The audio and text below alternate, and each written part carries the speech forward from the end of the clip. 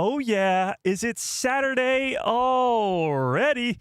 Have we made it through yet another week of Star Wars news? And I mean, the headline of the week is Star Wars leaks. We got Mandalorian and Grogu leaks we're talking about today, Star Wars Starfighter set photo leaks earlier this week, and if that's not enough, we got Rebuild the Galaxy yesterday with a bunch of teases to characters like Mara Jade, Darth Revan, Cal Kestis, and more. It even answers some questions on what the hell could be going down in the Mandalorian and Grogu movie and how all that stuff's going to work. So without further ado, we got a lot to dive into, and we even got a special guest today on the live stream later on in the show. Oh, yeah, that's right. Special guest time. But without further ado, let's dive into all of it. What's up, everybody? How's everybody doing on this fine Saturday afternoon? Oh, it's been a great week for Star Wars news. I mean, it would have been better if we got that Mandalorian and Grogu trailer that we were hoping for this week. But hey, what are you going to do? That trailer will come soon enough. We actually have some news about that today. Possibly next week, possibly the week after. Possibly never, but we got a lot to get into today in terms of leaks. Mandalorian and Grogu leaks, Starfighter leaks, NABOO possibly actually being back in Star Wars Starfighter with right alongside Ryan Gosling and Flynn Gray. How awesome is that going to be? But as many of you really know, I want Mara Jade in canon. I really want it. And I think Rebuild the Galaxy might have given us a little bit more of a sneak peek at that. So we'll talk about Rebuild the Galaxy. We'll talk about the Mandalorian and Grogu movie. We'll talk about Starfighter. We'll talk about all of it. But before we do any of that, let's start the stream the only way we know how. The only way. By saying hi to everybody in the chat. Shall we? Okay. Holly, what's up? Nathan, how we doing? Brandon Baker in the house. Matthew, what is up? Michaela, how we doing? Navarro in the building. Mando United, what is up? 50 Thunder, how we doing? Your pal Joe in the building. Derek, Frank, how's it going? John Groom, what is up? Skywalker Academy in the house. WUV Grad, how we doing? Tavari Tano, what is up? Kyler, what is up? Melissa, how we doing? Haja is in the house. Not a Fed. Nice name. How we doing? It makes me think you're a Fed, though. If I missed you, you know the deal. Just yell at me in the chat. Let's give everybody a nice little, Hello there. General Kenobi. Okay, so I think we got to start with the Rebuild the Galaxy. Just because it happened yesterday, shout out to all you guys who woke up in the middle of the night or stayed up all night with me. Yeah, those 3 a.m. watch parties, they really take a toll. But it was a lot of fun. Rebuild the Galaxy Season 2, or Pieces of the Past, was quite a fun time. So first and foremost, give me a 1 into the chat if you watched Rebuild the Galaxy. Just let's start there. Did you even watch it? Tell me in the chat. And then after you do so, rank it on a scale of 1 to 10. What did you think of this second season of Rebuild the Galaxy? Honestly, and if you watch my breakdown, I gave it an 8.5 out of 10. That's more so putting it up against the other stuff. Like if you just take it as what it is, a Lego Star Wars What If series, it's probably a lot higher, like 9.5 out of 10. It's a lot of fun. It's got the cool Easter eggs, the cool references. It makes fun of itself. Lucasfilm making fun of themselves with the whole Snoke thing. And it's just a fun time. So rank it out of 10 in the chat. What did you think of Rebuild the Galaxy? Actually, let's put up a poll. You know, we don't have much Star Wars new content for the rest of the year, so let's put up a poll. Shall we? If you haven't smashed a freaking like in the stream, I don't know what the hell you're waiting for. Okay. What did you think of Rebuild the Galaxy? Whoop, hang on. Rebuild the Galaxy Season 2. Did you love it? Did you like it? Whoops. Were you like, meh, I mean, it's all right? Or did you hate it? Certainly hope nobody hated it, but hey, you never know. You never know.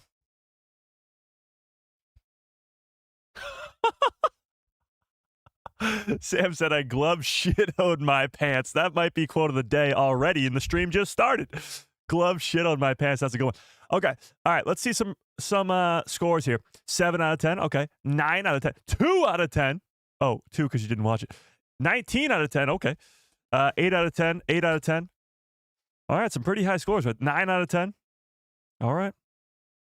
I need a fifth option. It was 3 a.m. and I didn't watch it. Okay. Valid. You can still watch it after. You don't have to watch it when it premieres. Valid.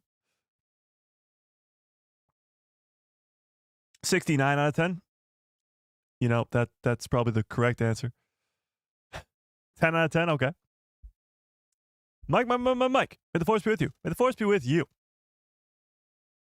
Yeah. Okay. But we'll leave that poll up there for a little bit. There was some pretty cool things happening in Rebuild the Galaxy. I mean, we got a mention of Mara Jade, which is just like, I mean, come on. But we'll talk about what that means later on in the live stream. One of the other cool things that I saw that has to do with the Mandalorian and Grogu movie is this little tidbit.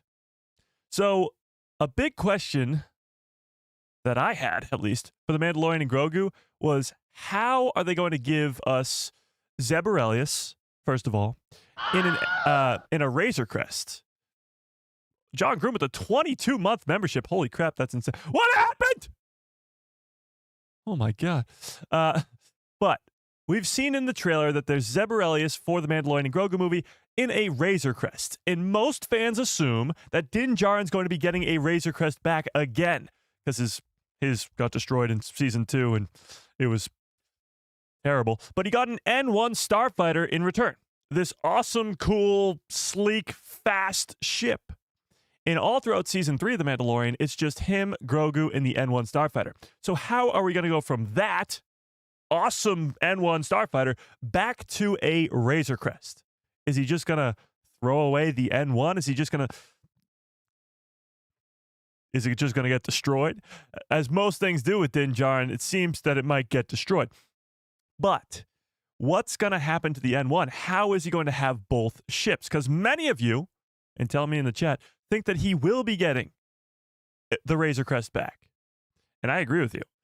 But it's a question of what happens to the N1 Starfighter then.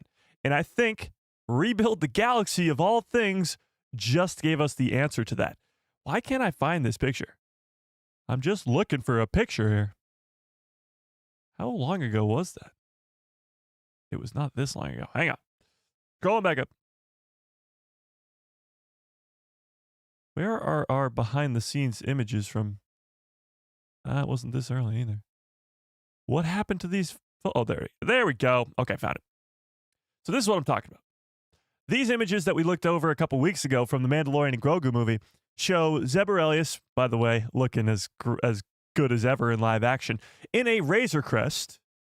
And most people assume that he's either going to gift Din Djarin this Razor Crest or, you know, who knows what happens to Zeb Orrelios? Maybe he dies. No, I'm kidding. But we know Zeb is going to be in Ahsoka Season 2, so maybe he leaves him his nice, fine, and dandy Razor Crest. I'll get to that super chat in 1 second. 1 sec. So the question is, how does he have both? And Rebuild the Galaxy just showed us how. So if you saw the show, you know that there was the Landalorian. Billy D. Williams actually came back to voice the character of Lando Calrissian mixed with the Mandalorian. So it's the Landalorian. He's now in charge of Grogu, and he's a bounty hunter still, and he's working for Sith Lords, but that's besides the point. We got a Landalorian, Billy D. Williams back. It was great. And when we got that, it was a very blink you miss it type scene too, because it was very, very short. A lot of these Easter eggs in Rebuild the Galaxy were very, very short, but this one in particular was very important, and pretty much everybody missed it. Right here, as he has captured our heroes and is blasting off, you can see that his Razor Crest also has an N1 Starfighter on its back. So the issue was the M1 Starfighter is way too big, or the Razor Crest is way too small to fit this N1 inside of it. So how would this work? Well, what if you just dock it on the top of it or / on the back of it? This right here could have just solved all of our problems. in a Lego Star Wars Rebuild the Galaxy Season 2. Yes, an N1 Razor Crest. Combine both ships. So much like the Ghost in Star Wars Rebels has the Phantom, sort of just a smaller ship that allows you to split up or go on smaller missions or whatever. We might now have Din Djarin and Grogu have the Razor Crest and the N1 Starfighter. The Razor Crest for, bounties and being able to store things. And the N1 for awesome, cool dogfights in space, the war in our Star Wars against the remnant of the Empire and Grand Admiral Thrawn. This is pretty damn cool. This is pretty awesome. So, as almost meaningless as Rebuild the Galaxy seems to the greater good of Star Wars, because it's not canon and it's sort of just a fun little whatever, it gives us stuff like this. There is no doubt in my mind anymore. I'm a 99.9999%, and I guess that is a little bit of doubt, but 99.999% sure that this is what we will be seeing in the Mandalorian and Grogu movie next year. The N1 Crest, or the Razor N1, or the Razor Crest N1 Starfighter combo. Pretty damn cool. Pretty damn cool. And that's just the tip of the iceberg when it comes to these little Easter eggs in Rebuild the Galaxy, but that's on brand as we're talking about the Mandalorian and Grogu today. And that was a big question that we had moving forward. So N1 could be docking on the back of this new Razor Crest that Din Djarin is getting from Zeb Orrelios in the Mandalorian and Grogu movie. Now that's a sentence I didn't think I'd ever say. That's insane. Let me rephrase.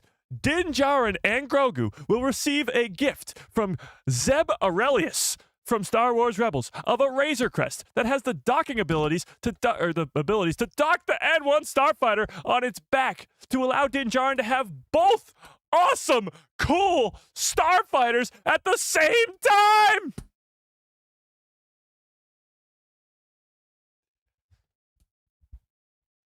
I mean, come on. Come on. Tell me that's not awesome.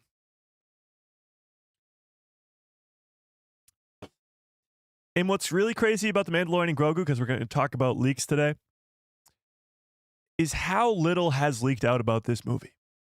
Because in order for us to figure that out, in order for us to figure out how Din Djarin can keep the N1 Starfighter and the Razor Crest, we had to watch a show titled Lego Star Wars Rebuild the Galaxy Pieces of the Past. I have never said that many words to talk about a title of a show in my life, and we had to watch that to figure out how this is going to work. Oh, being a Star Wars fan. It is so fun. It is so fun. Oh, this is what it's all for, Figuring out those little cool things. We cracked the code. Lucasfilm can keep all the secrets they want. They told us, and they didn't think we'd notice. Felt like the guy from Incredibles. Right there. Right there. Coincidence? I think not. So there you go. The Lego isn't canon? Looks like canon to me. Well, it's definitely not canon because this is not Din Djarin's ship. It's Lando Calrissian's Mandalorian ship. But it will be some version of this. I don't think it'll have the blue accent or anything, but it will be some version of this in canon. Yeah. Indeed.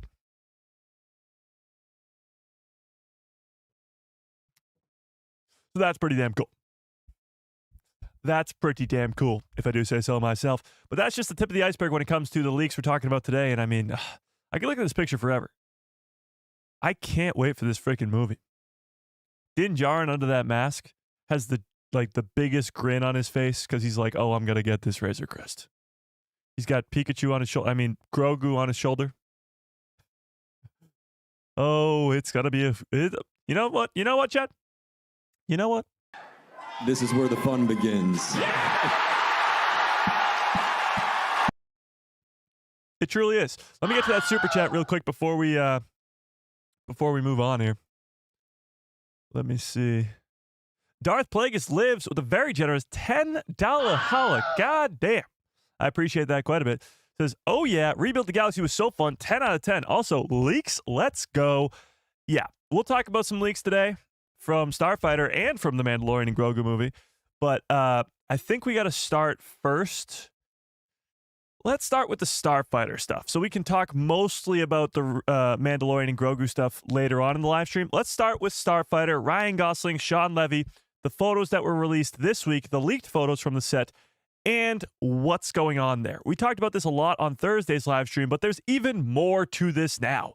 So if you were living under a rock for the last 3 days, then you might have missed that this happened. Sean Levy on his Instagram account, and I'm assuming like with Lucasfilm's, approval, I would assume, posted this from behind the scenes of Starfighter. Ryan Gosling, Flynn Gray, and this baby is back. Ryan Gosling, Flynn Gray on the set somewhere in the Mediterranean Sea. Hashtag Starfighter. And that sparked up some pretty crazy speculation online. We ourselves came up with some pretty crazy theories on what planet this could be and whether it's like Scarif or Camino or Narkina 5 or anything in between, Niemos, anything. But probably the best one to me is NABOO. And I got this article here that talks about how it could be NABOO and why we think it's NABOO and what that could mean for this post-sequel world. We're going back to a prequel trilogy planet. And yes, the Razor Crest, the NABOO Starfighter is the N1 Starfighter. That's true. I didn't even connect those pieces. But take a look at this. So while I read this, actually, I'm very intrigued to see where the hype level is at for Starfighter. Because this is a movie that's still a year and like 8 months away, give or take. So we're almost 2 years away from this movie. That's a long time. They're filming right now. We know the cast. We know it's loaded with Matt Smith, Mia Goth, Amy Adams, Aaron Pierre, Ryan Gosling, of course. We know it's a loaded cast. We know it's post-sequels. We know it's supposed to be an original story, a standalone film, not connected to any of the Skywalker saga. How excited are you on a scale of 1 to 10 for Star Wars Starfighter? It's, with all that, with the cast being great and loaded, with the fact that it's post-sequels, so there's probably going to be some sort of connection to that sequel trilogy, and the fact that it's still 2 years away, where is the hype level at? After getting these set leaks, these photos, official photos and set leaks from the set, where are you at? Tell me that in the chat, and while we do so, let's read this. Star Wars Starfighter filming location hints at return of iconic prequel planet, NABOO. Of course, if you don't know what NABOO is, it's the home planet of Padme Amidala, Sheev Palpatine, and it's pretty much the main planet of the Phantom Menace and is seen multiple times throughout the course of the prequel trilogy. Star Wars Starfighter director Sean Levy confirmed the filming location of his Star Wars movie, potentially hinting that the upcoming Lucasfilm project will return to a notable planet from the Skywalker saga's prequel trilogy, NABOO. The hype surrounding Starfighter is high. That's sort of why I asked, and I'm looking at the chat right now. I see a ton of 10s. 15 out of 10, 7 out of 10, 10 out of 10, 9 out of 10, 10, 10, 10, 10, 67 out of 10. Nice. Derek, I see what you did there, and now I'm angry. 0 out of 10, okay. 9 out of 10, 9.69. So what do you think? This is just a joke now, chat? 10 out of 10. See, it's very, very high. Very, very high. And maybe it's because of the set leaks. Maybe it's because of the surrounding news about it. The fact that the cast is loaded. Who knows? But either way, we are 2 years away from this movie, and the hype for this movie is so ridiculously high already. I wonder if it will stay that way. But this is mainly due to the fact that it will be one of the first theatrical releases since 2019, when The Rise of Skywalker last graced the big screen. Next year's Mandalorian and Grogu and its incredible cast, and next year's Mandalorian and Grogu, its incredible cast led by Ryan Gosling, Amy Adams, and Flynn Gray. I don't know if Amy Adams is going to be a lead, but she's in the cast. Starfighter began production in August of this year, And it came with the news that it will be completely detached from the Skywalker saga. So all these theories I've been seeing running around, and they're great theories, don't get me wrong. They're ones that I love quite a bit because it can connect all these different characters from Legends to canon, bring in Luke Skywalker's son, maybe have it even be Cade Skywalker, and play off that story of Amy Adams being Mara Jade and Matt Smith being Darth Krayt and Mia Goth being Darth Talon, and whew, that sounds incredible. But this is the reality. This is what we know about this movie. It's supposed to be completely detached from the Skywalker saga. And I don't know about you guys, but having the main character, Ryan Gosling, be Luke Skywalker's child, or even Flynn Gray for that matter, be Luke Skywalker's child and have Mara Jade be connected, that doesn't really seem like it's detached from the Skywalker saga. I mean, maybe I'm wrong. But having Skywalkers be in the movies seems like it's pretty connected. But that's just me. That's just me.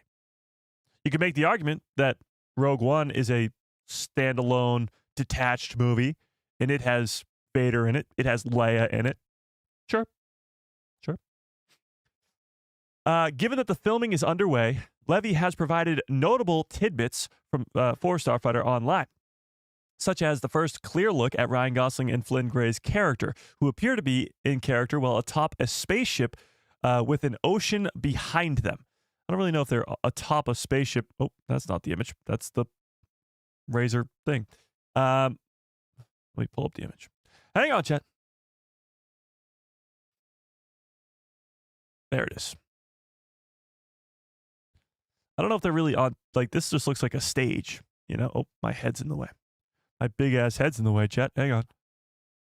Right there. That looks like a raft of some sort. That looks like a part of the stage. It looks like they're on speeder bikes of some sort, but I wouldn't describe it as, you know, a ship. If this is their ship, they're not getting very far. Okay.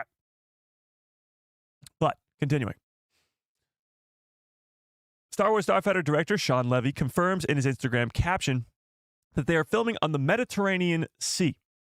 Given that the scenes of Naboo were also filmed on the same location, it's possible that Starfighter could be returning to the planet of Naboo. Now, let me actually put up a poll in the chat here. Let me put up a poll. By the way, holy crap. Talk about high praise for Rebuild the Galaxy. There is... Wait, why is it not coming up? What's going on here, chat? What's going on here, chat? Oh, there it is. 56% of you loved it. 38% of you liked it. 3% said meh, and 3% hated it. That's some pretty high praise. All right, let's do this. Inklet, what's up? How we doing? Been a while. Do you think Naboo will be, there we go, in Starfighter? Yes or no? Do you think this planet will actually be Naboo, in the Starfighter movie and connect this film all the way back to the prequel trilogy, which came 60, 70 years before it? Tell me in the chat while we continue. Inklet with a 10-month membership badge. Holy crap. That's insanely generous. All right, let's keep going. So, this was the image that we just looked at. In Star Wars lore, Naboo is located near the border of the Outer Rim territory, is home to the Gungans, in the birthplace of Emperor Palpatine and Padme Amidala. I didn't even think of that. Could be getting Gungans in this movie if that's the case. If many of you, which is 70% of you right now, 70% of you think in the chat this is Naboo, could we be getting Gungans in this movie? The return of the Gungans? That's pretty wild. Actually, yeah, Joe brings up a great point. It could be Naboo because the Starfighter game that was released back in 2001 or something, around those early 2000 years, the Starfighter game, the only other Star Wars project that has the title Starfighter, which they've already confirmed it's not going to really be connected, because it takes place during the time of the prequel trilogy, is located on Naboo. And it's about a N1 Starfighter pilot, or you sort of play as it. It's a video game. in that battle for Naboo. So that takes place during the prequel trilogy, so it's obviously not going to be the same story, but that does take place on Naboo.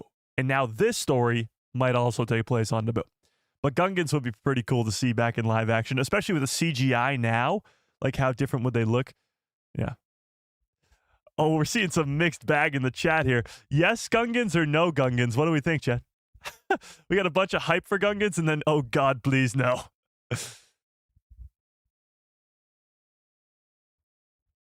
What state would Naboo be in at this point? Well, Holly, that's the best part. We don't know. We haven't seen Naboo since, I guess, Padme's funeral, right?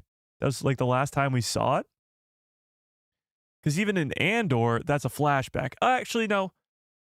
The Andor flashback would still be after Padme's funeral, right? Because it's still the time of the Empire. So I guess Andor Season 2 is the last time we saw Naboo, but that's still early Empire days. So that's still at least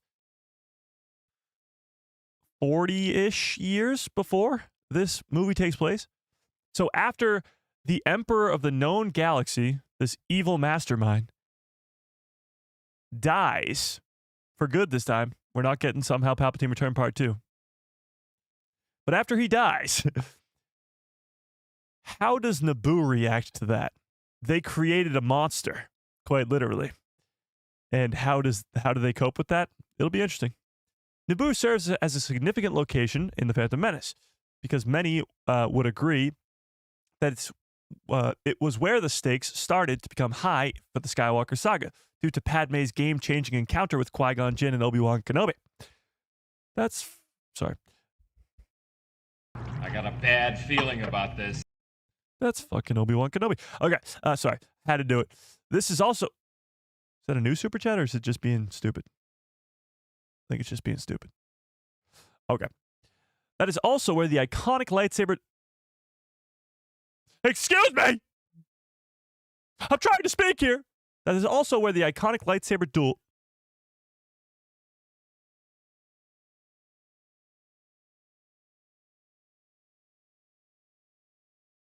Are you done?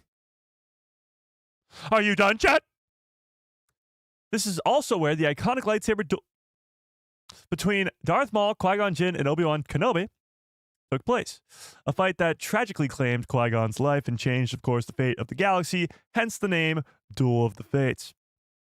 Andor had a brief flashback in to Naboo in Season 2, Episode 10, during Luthen's early days of rebel activity with Kleia.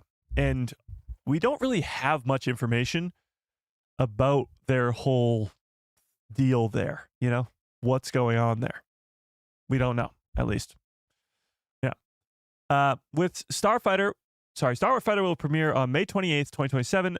Joining Gosling, Amy Adams, and Flynn Gray is a stacked cast: Mia Goth, Matt Smith, Air Pierre, etc. So, Naboo's possible inclusion in Star Wars Starfighter has a deeper meaning. Starfighter's possible inclusion of Naboo has a deeper meaning because it could provide a hint at a brand new emerging threat to come from that planet. Imagine the next villains of the post-sequel world also come from Naboo. Imagine, after, 80 some odd years of reign of Palpatine destroying the galaxy over and over again, they get yet another horrible villain from Naboo. You might as well just blow up the planet at that point. Like, what's the point of keeping Naboo around if all these people are just pure evil? Except for Padme, I guess. Just blow up the planet. Build a new Death Star just to blow up Naboo. This new threat coming from Naboo, similar to how Emperor Palpatine is a native to the planet, could see Starfighter become a starting point of the brand new saga if done right. Now, this is supposed to be a standalone movie, but let's be honest, there's no way they make this film and it not be connected to what comes next, whether it's Simon Kinberg's trilogy or the Rey movie. It's possible that Matt Smith and Mia Goth, the villains of this film, could be Sith, could be pirates, could be something else, could be Grisk, could be Vong, for all we know.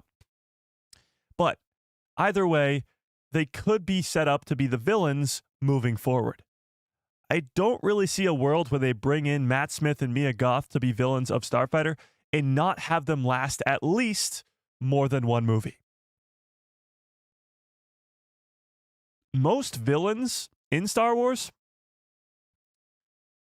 last more than one movie, now that I'm thinking about it. Vader did. Palpatine does. Even Maul, who dies in The Phantom Menace, comes back. Dooku's in 2 movies. Grievous is only in 1, I guess, but he's in the Clone Wars too. So I really don't imagine them bringing in Matt Smith, who's been in talks, by the way, to be in Star Wars for so long. Are you kidding me? Oh, that's a real one this time. Okay, I'll get to that one sec. I don't imagine them bringing over Matt Smith, who's been in talks to be in Star Wars for years now, just to have him be a one-and-done villain of the Starfighter movie.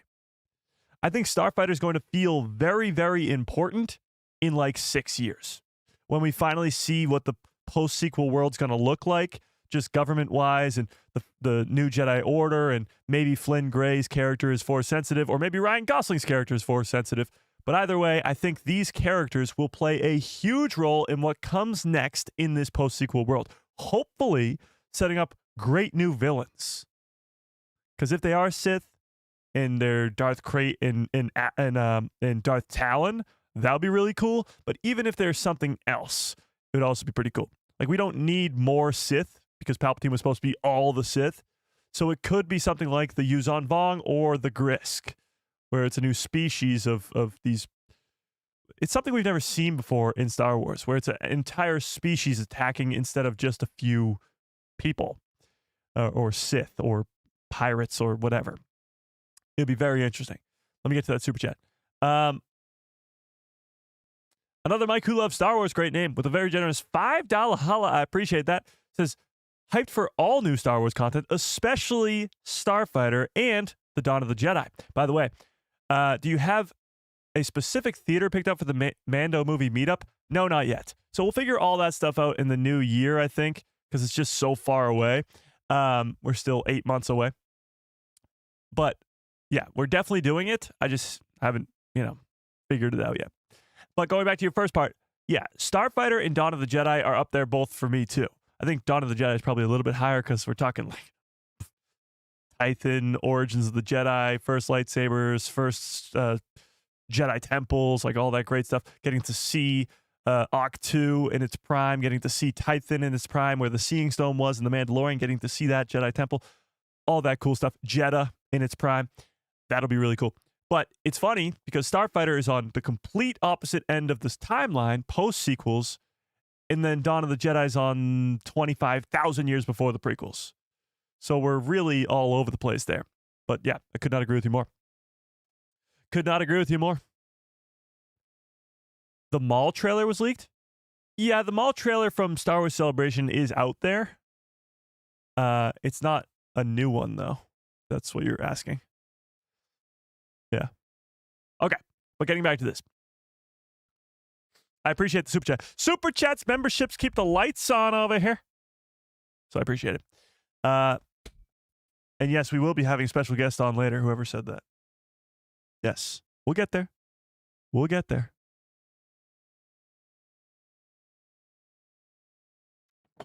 Okay.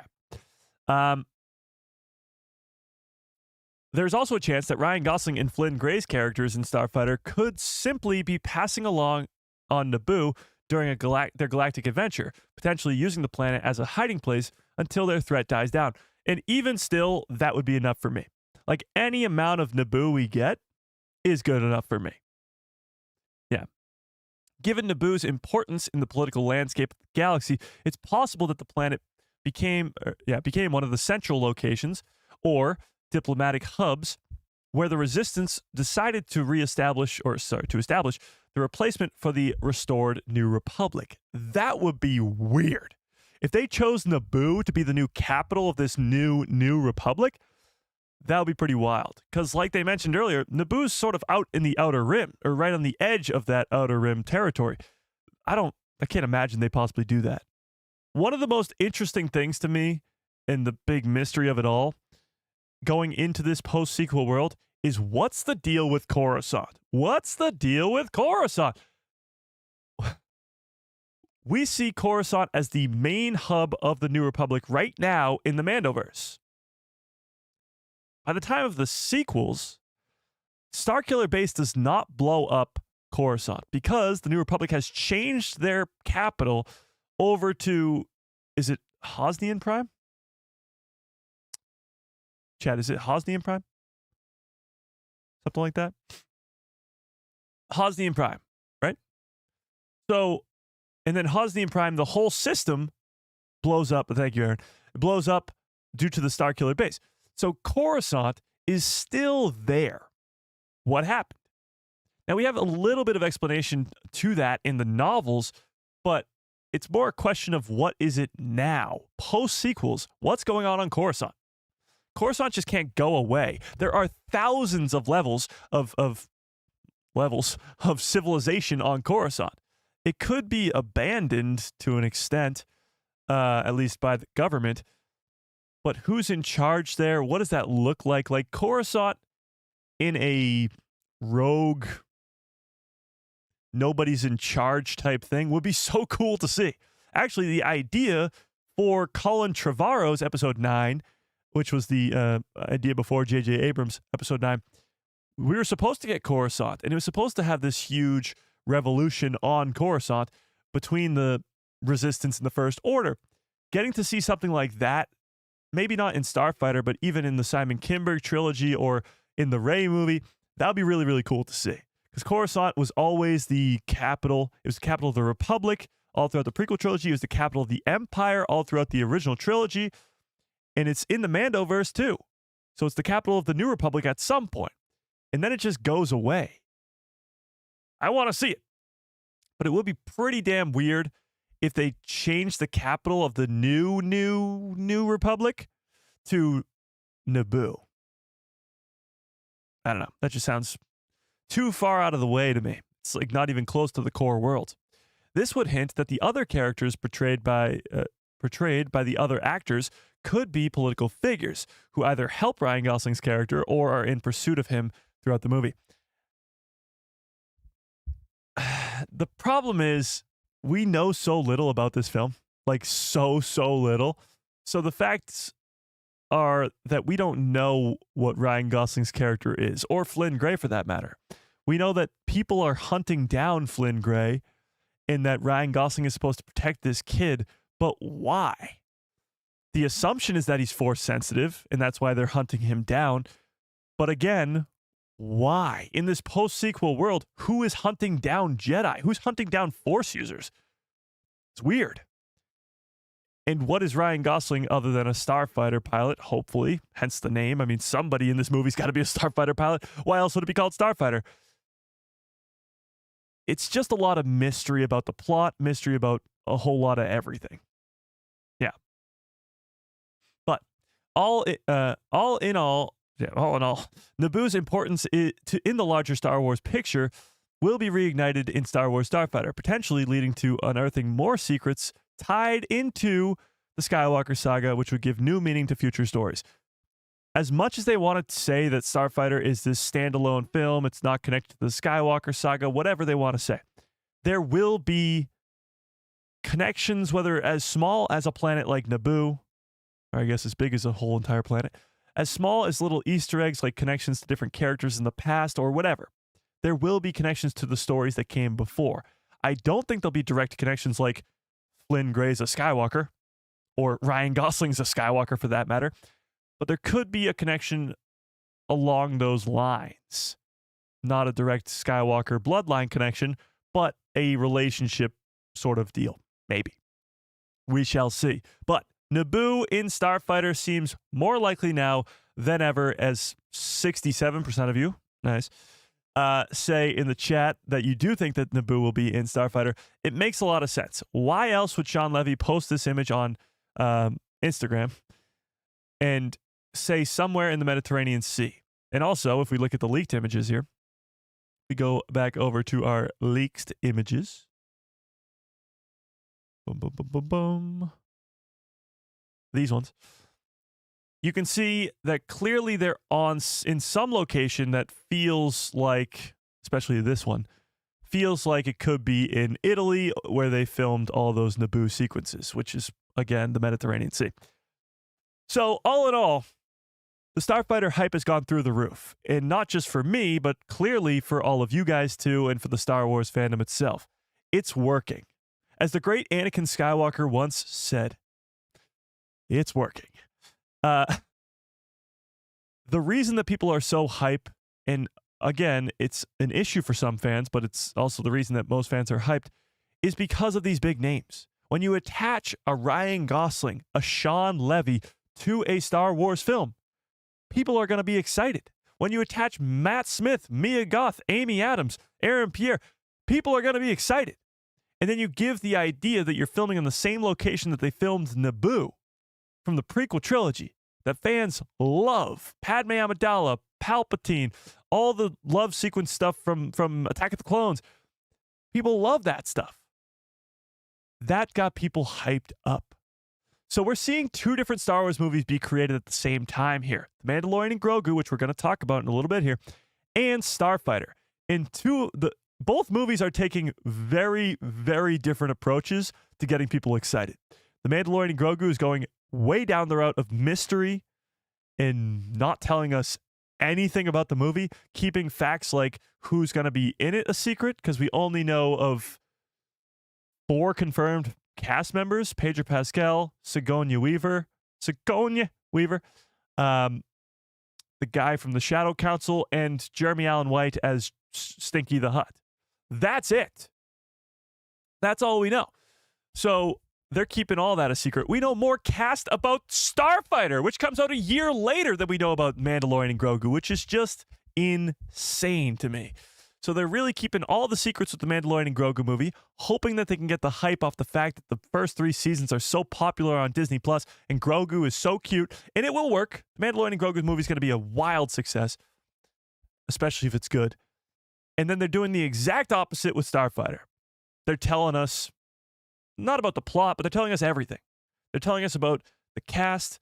They're giving us set photos. They're hyping us up beyond belief because they have to. And it's working. It's working on both fronts. So Lucasfilm really knows what they're doing over there, and they really know how to get people hyped up. Because right now, I really haven't been more excited for something that happens in 2 years.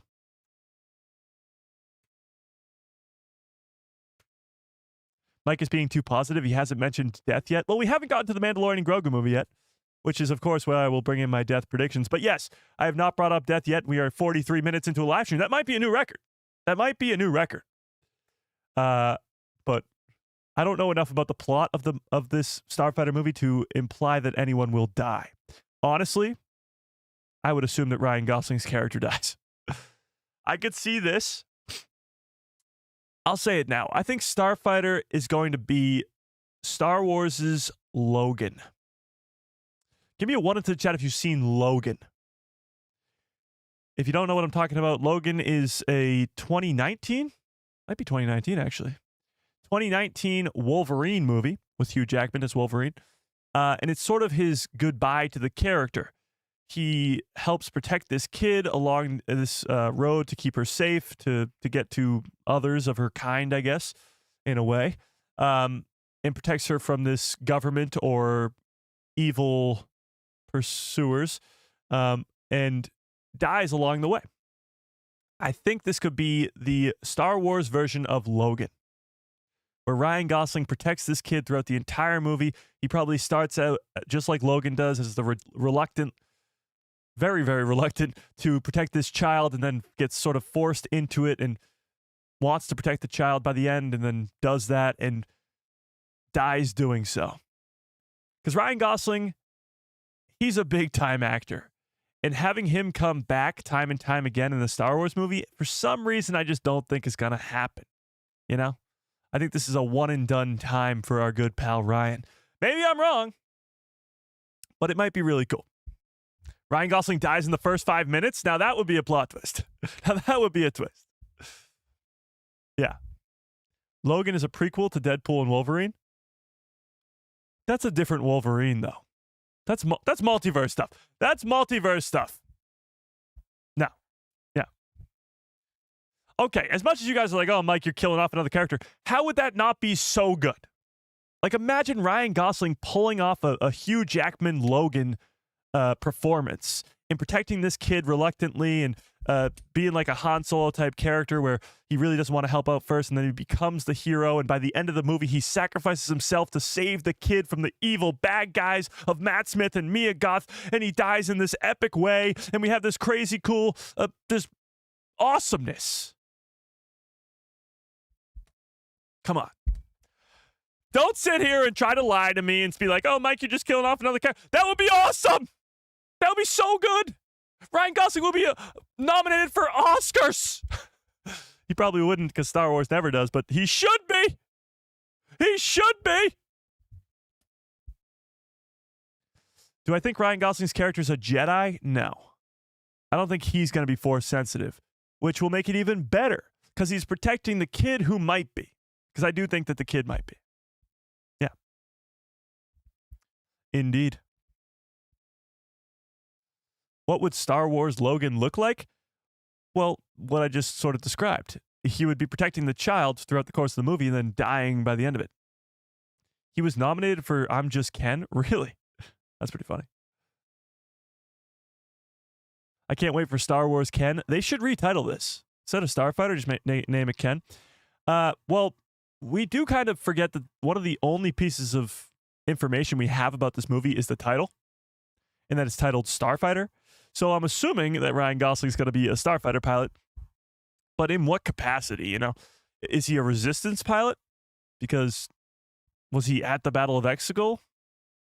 I doubt it. So what is his role here, you know, in the galaxy? Do you think we're still getting Dawn of the Jedi? Oh, 100%. I think Dawn of the Jedi is one of the most important projects that they're working on right now, and they're taking their time to do it right, you know? It's James Mangold, Mr. Williamon. There's too much going on with Dawn of the Jedi for them to cancel it. They brought over one of the best writers they had from Andor, Mr. Williamon, and put him as a writer with James Mangold on that movie. And they understand that that's sort of the introduction to the Old Republic. Do I think we'll be getting Dawn of the Jedi within the next 3 years? Probably not. But hopefully over the next 5. Yeah. The Mandalorian has won... Wait, what? Mandalorian has won a ton of awards, with its most significant being 14 Primetime Creative Arts Emmy awards and 7 Saturn Awards for Best Science Fiction Television Series. Yeah, I mean, I saw that list. That sort of shocked me. When Andor Season 2 won, or Andor just in general won 5 Emmys, I was like, that's a lot for a Star Wars show. And then I found out that Mando has won 14. I was like, that's pretty crazy. But that's why we're getting a Mandalorian and Grogu movie, you know? You know? Do you think we'll get the Mando trailer in the next few months? Yes. So we can go back to Starfighter, but let's switch gears here to the Mandalorian and Grogu for a little bit, shall we? So the Mandalorian and Grogu, the big thing on Thursday was everybody thought we were going to be getting a trailer, and it didn't happen. Now, maybe that's just scoopers that got it completely wrong, or maybe there's a little bit of validity to it, because now those same scoopers are saying that it will be next week that we're getting the Mandalorian and Grogu movie, and I'm hearing some people saying that it's going to be attached to the Tron Ares movie, which, by the way, Tron, and correct me if I'm wrong, comes out October, I want to say 10th? Somebody help me in the chat. October 10th? I don't know, but it comes out very soon. So what is it today? September 20th. So that would be about in 20 days. So in 20 days, it's the 10th? Okay. In 20 days is when we might be getting that trailer attached to the movie, because they did the same thing with Fantastic Four over the summer where they attached the Avatar 3 trailer to that movie. And it was very similar time frames before the movie releases as we have with the Mandalorian and Grogu movie. Yeah. So I'm hearing both reports that one, as you can see here. Mandalorian and Grogu trailer will release next week. And 2, the Mandalorian and Grogu will be released or will be attached to Tron Ares, which is not next week. Actually, let me fact check this. It is October 10th? Okay, thank you. October 10th is not next week, obviously. That's 20 days from now. So, one of these is probably right. But that means at least in the next couple weeks, we'll be getting a Mandalorian and Grogu trailer. So, whether I have to wait just 3 more days or 20 more days, I think I can wait. I think, I don't know, but I think. Yeah. Oh, October 10th is 10/10. I didn't even think of that. Yeah. There you go. There you go. But having the trailer be attached to Tron, I think is pretty good. I think the Tron movie's going to take a big hit. I think it's going to be a huge bomb for Disney, and I don't think they know it's coming. For a few reasons. One, the lead of the movie is Jared Leto. Now, I personally have nothing against Jared Leto, but a lot of people do for one reason or another, whether it be Morbius or they don't like his Joker in the DC Suicide Squad movies, whatever it may be. They just don't like the guy. And I think that's going to hurt Tron a lot more than they know. Also, the last Tron movie came out when? Like 12 years ago? It's been a while since the last Tron movie. So I don't know if they're going to get the same hype for this film that they had for the last Tron movie. Yeah. Yeah. However, I know I'll be going to see Tron if the Mandalorian and Grogu trailer is attached to it.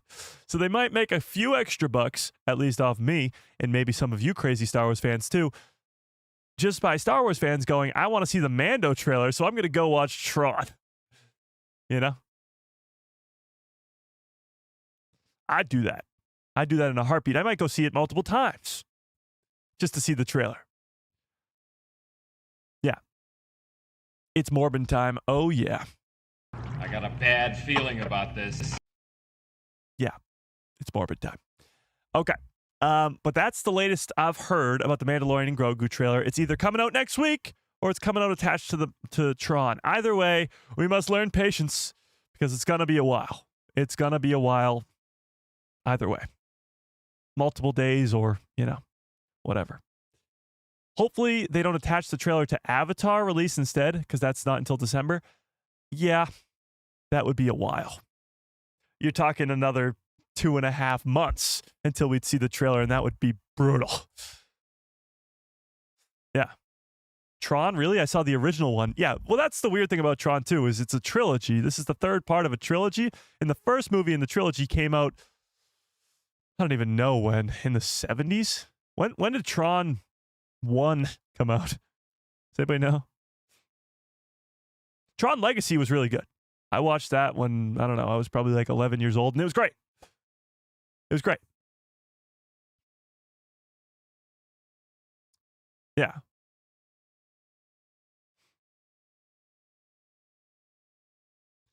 If the trailer is verified to be included with Tron, I might go see it just for that. Me too.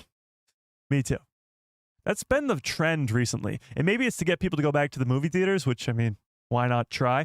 But it seems like with Jurassic World, they attached the Odyssey teaser trailer. With Fantastic Four, they attached the Avatar 3 trailer. They've been attaching trailers to movies to try and get people to go back to movies, I guess.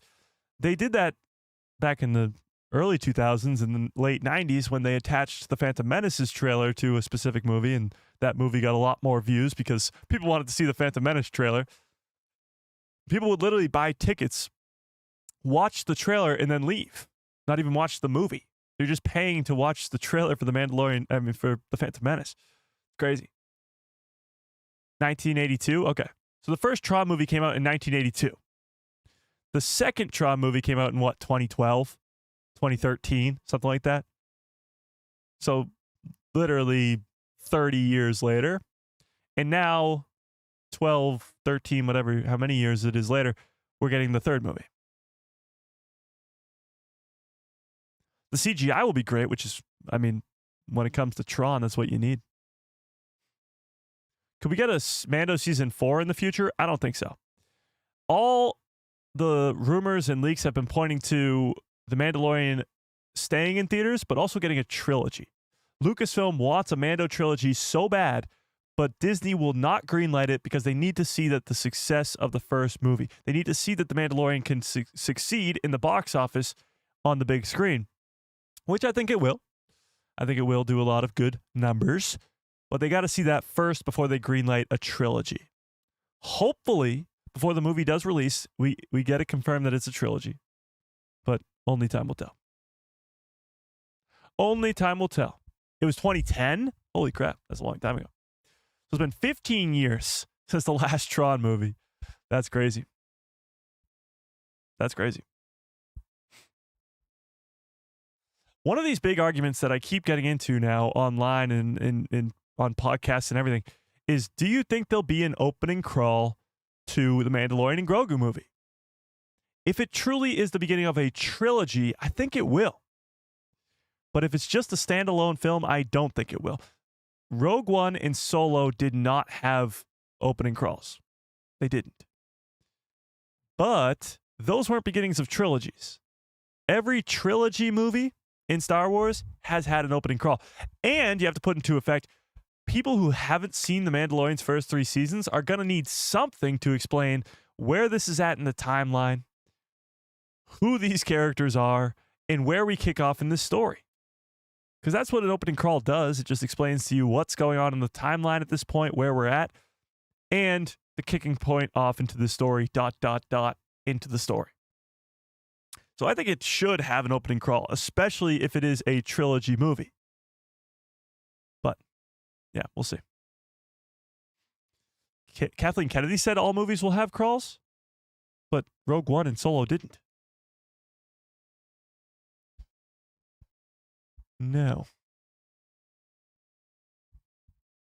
I can see there being an opening crawl, but I'm not sure it'll be like the classic Star Wars fanfare one. Maybe. They could alter it. I mean, Ahsoka has a text, but it's not like a crawl. It doesn't go up like it does in the movies. And so does The Acolyte, actually. Shout out to The Acolyte. Me and Samantha just finished Clone Wars last night and just started The Acolyte. So, forgot how great that show was. But The Acolyte also starts with that opening, sort of figuring out where we're at in the timeline. It says 100 years before the rise of the Empire, blah, blah, blah. So I think The Mandalorian needs that. Like 5 years after the fall of the Battle of Endor, or 5 years after the fall of the Emperor and Vader. Something along those lines. Because the normie fans, you see stormtroopers, you see the remnant of the Empire, you don't really understand where we're at in the timeline. Because you don't see Luke, Leia, or Han, or Vader, or Palpatine. So you don't know if they're alive, you don't know if they're dead, you don't know really anything. So there needs to be some sort of explanation to what's going on in the timeline and where this movie takes place. Yeah. The Mandalorian crawl should be green. They could do that. Just alter it just a little bit so you know it's not one of the Skywalker saga movies. Yeah. Indeed. Well, my other question to you is, if The Mandalorian and Grogu is to be a trilogy, which I think it will be. Actually, let's put up a poll in the chat. Do you think The Mandalorian and Grogu movie will be a trilogy? As long as it's as awesome as the Ahsoka opening crawl? Well, yeah. Yeah. By the way, 70% of you guys think that it is going to be NABOO in Starfighter, which is a lot of people. Okay. Do you think The Mandalorian and Grogu is the beginning? That's not how you spell beginning. Beginning. There we go. Of a trilogy. Yes or no? I certainly think so. I know they're talking about like if it's a success, but I think it's going to end off on a giant cliffhanger and lead us to think that there's going to be a next movie anyway and sort of force them into it. Also, Dave Filoni has already been announced to get his own Star Wars movie. So, I mean, what are we even talking about here? It's going to be at least 2 Mando movies, and if you're at 2, might as well go for 3. Yeah, might as well. Yeah. It's just a question, I think, of whether they'll announce the trilogy before The Mandalorian and Grogu comes out. Because I could see them releasing the movie and then, like, shortly after, saying that it's the beginning of a trilogy, just after it shows some success in the box office. But people will be more excited if it's a trilogy. If they announce the next Star Wars trilogy is The Mandalorian and Grogu. It's a Mando trilogy. Heir to the Empire, Grand Admiral Thrawn. If they announce that, then the hype goes to 1 million. Right now, people don't think it's going to be a trilogy. They think it's just a standalone movie of Din and Grogu. And that's why the hype is lower. Yeah.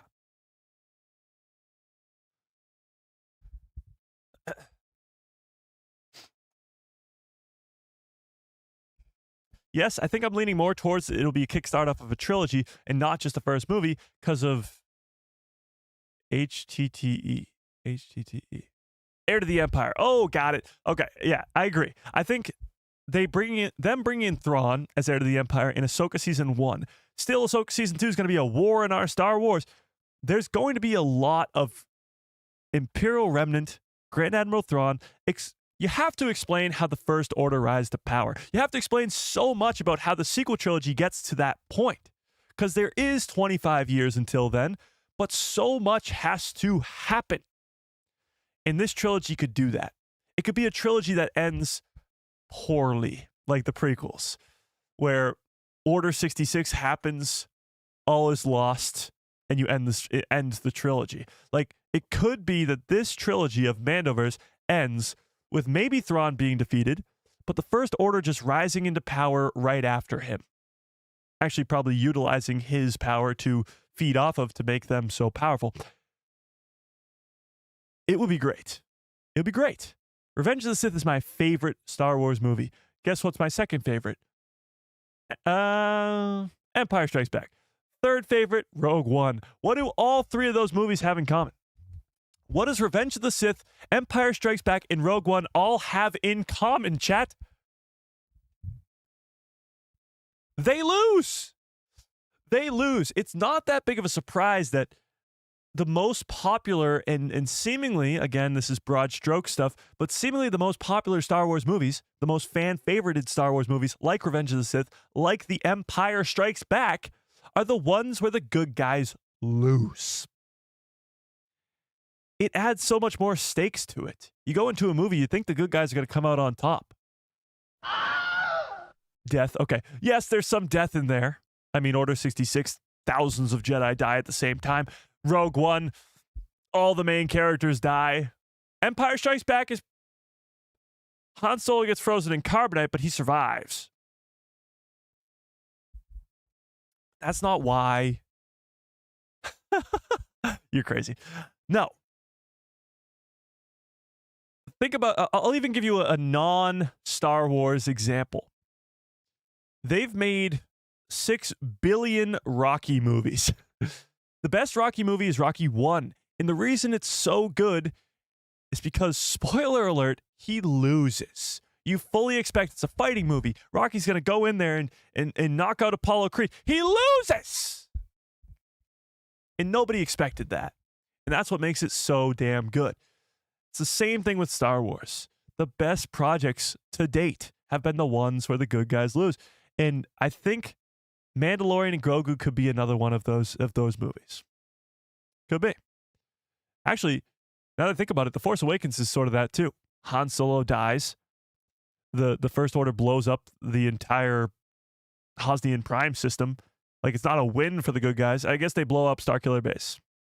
That's true. But it's not a good win. It's an ugly win. Yeah. Thrawn could be a great distraction from the First Order rising to power.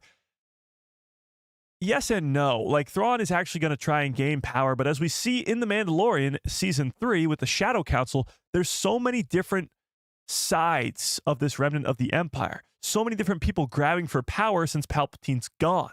Moff Gideon trying to do his own thing on Mandalore with Force-sensitive clones. My clones! And then you have Project Necromancer happening with Hux's dad with Starkiller Base and all that stuff. And then you have Pelion.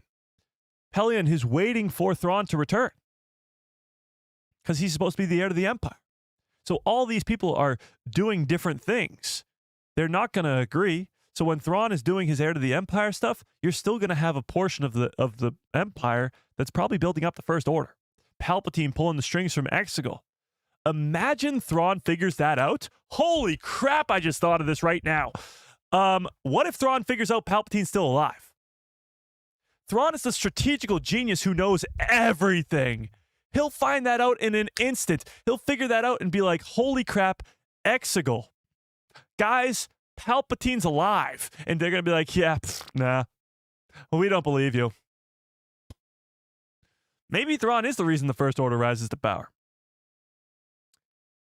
If anybody could tell us how Palpatine survived, make it make sense, and make it sound cool, and make it sound like people want to like this, it's Grand Admiral Thrawn.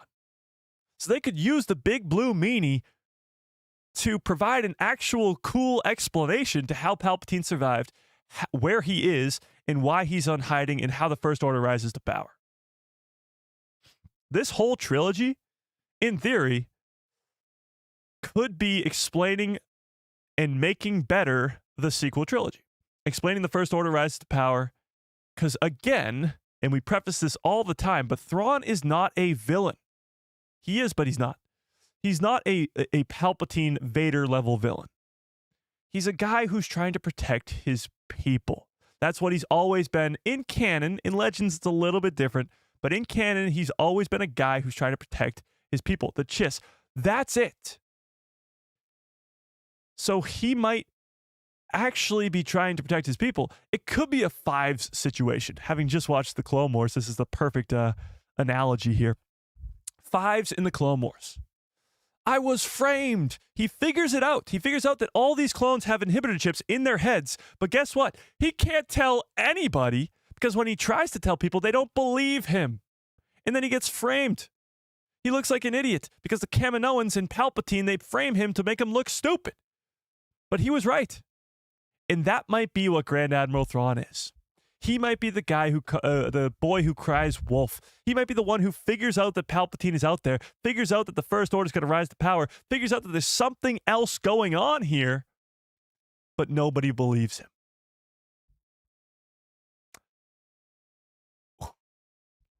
He's not here to take over the galaxy. He's not. He's here to protect his people from some bigger threat.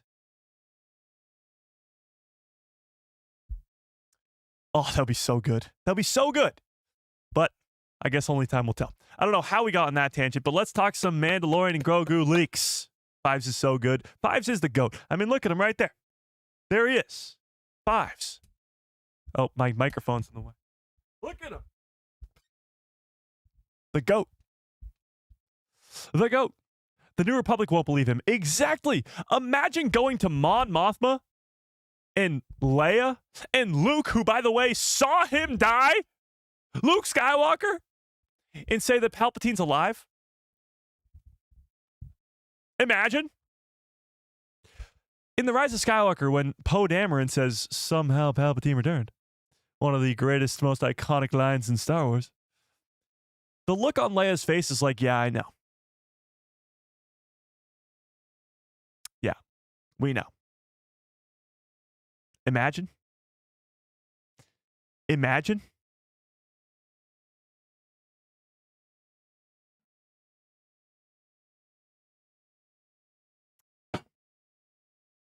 It's exactly like when Fives captures Anakin and Rex in that little ray shield and tells them what's happening. They don't believe him. Rex does to an extent. He makes that message, which Ahsoka later sees in season 7, and It's the reason that she can stop the inhibitor chip in Rex and save Rex's life. And oh my God, season 7 of the Clone Wars is so damn freaking good. But it's the same way as Fives telling Anakin and Rex what's going on, but it falling upon deaf ears. Because Anakin specifically can't possibly imagine how Palpatine could be behind all of this. That Palpatine could have something to do with the inhibitor chips in the clone army that was created by Sifo Dyas for the Jedi and the Republic. There's no way Palpatine could be behind that, because he's a friend of Anakin's. So the same way that that works, when Thrawn goes to the New Republic or goes to anybody and explains that Palpatine's alive, explains that Snoke is coming, explains that the First Order's going to rise and the Republic's going to fall, they're not going to believe him. Because Luke Skywalker saw Palpatine die with his own 2 eyes.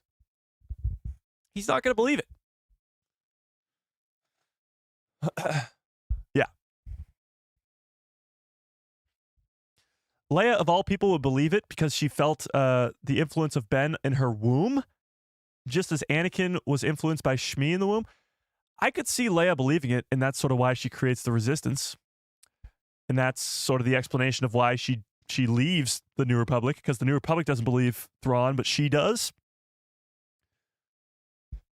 This is incredible. Like, this is what we want. These 25 years or 30 years in between Return of the Jedi in The Force Awakens are being filled out right now. What we're talking about here, the possibility of this happening, is what we need. Imagine that. Now when you go watch the sequel trilogy, like when you watch Revenge of the Sith, and Order 66 happens and you go, Fives could have saved this. Fives could have saved us all if they just listened. When you watch the sequel trilogy, you're going to go, Thrawn could have saved this. Thrawn could have saved this all if they just listened to him. He's a genius. He's a big blue meanie, but he's a genius. Should have listened. You should have listened. Oh, damn. I'm excited now. I'm excited. You know, I don't only hope it's a trilogy. I hope everything that we just speculated on right here for the last 10 minutes is 100% fact. I hope Lucasfilm's watching right now, taking notes. I hope this is exactly how it goes down. And I hope so much that this is exactly how it goes down that I'm going to shut up about it now, because if I keep talking about it, then other people will talk about it, and then Lucasfilm will see it, and they won't do it because fans are talking about it.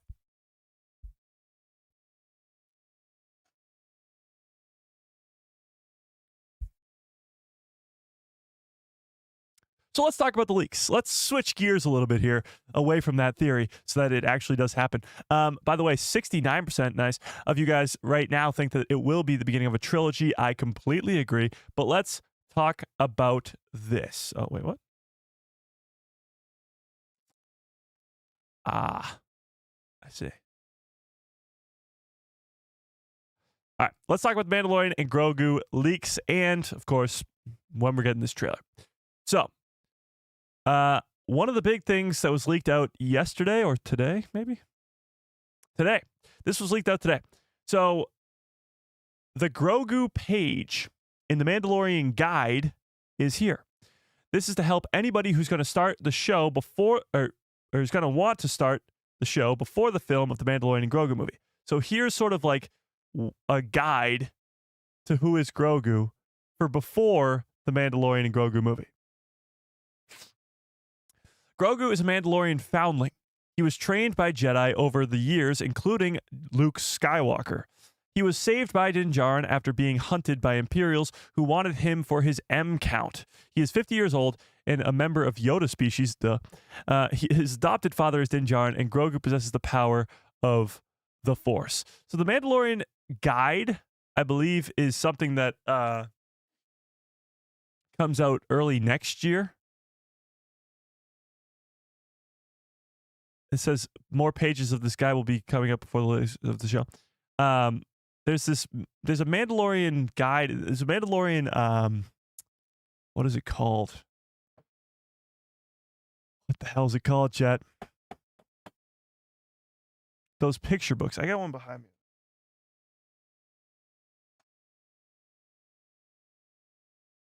Visual dictionary. the visual dictionaries for the Mandalorian and Grogu, for the Mandalorian, sorry, will come out early next year before the movie does. Yeah. Yeah, do that, Joe. If you guys are not yet in the Discord, there's a link in the description below. Joe said he's going to share the mall trailer. Yeah. Okay. So that's a big issue for a lot of people for the Mandalorian and Grogu. And honestly, it could be a concern as the movie gets closer. People not knowing who these characters are. That's a big issue.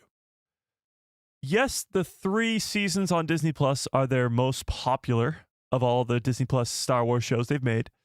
They have the most views. And Din Djarin and at least Grogu is a household name at this point. I mean, Baby Yoda, at least. He's everywhere. So I think it's likely that most people will know who these characters are. Most people have probably seen the first 3 seasons, but not everybody. So the concern is, will this movie hurt because its characters coming from Disney Plus? Will it hurt because not everybody has seen the first 3 seasons and they'll go, oh, I haven't watched that show yet. I guess I can't watch the movie. Yeah. So honestly, I don't think it will hurt in terms of this movie's going to bomb, but it's definitely something that they need to make sure is understandable. You know? Because things like this, Grogu is a Mandalorian foundling, a Mandalorian guide. That's something that needs to be done and said. But with that, the coolest sort of leak, I guess. We have the cinematographers. We got the director, of course, Jon Favreau, for the Mandalorian and Grogu. But what we don't have, really, is a plot. Again, like I mentioned before, with the Mandalorian and Grogu, they're keeping so many secrets. And with Starfighter, they're at least letting us in on most things other than the plot. But one of the coolest things, and we talked about this a little bit, and we do have some other information, by the way, about the trailer I'll get to in one sec. But, yeah. So there was this. We talked about this on Tuesday or Thursday. Ian Bryce being now one of the producers of the movie, or is one of the producers of the movie. Most known for doing the Sam Raimi Spider-Man, Saving Private Ryan, Twister, Transformers, Batman Returns, and Speed. That's pretty good. But the bigger thing that we barely touched upon before, and I got to talk about it a little bit more, is this.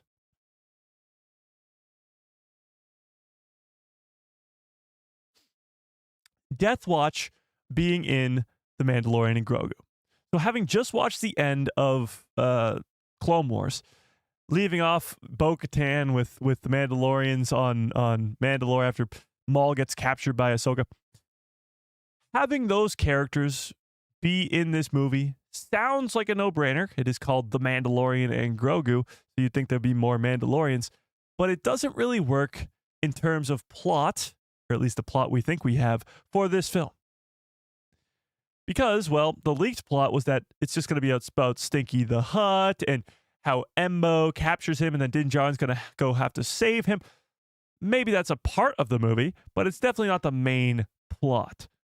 First and foremost, he wouldn't need other Mandalorians for that. But even still, though Death Watch being in there could lead to one of 2 possibilities. One, we get a pretty big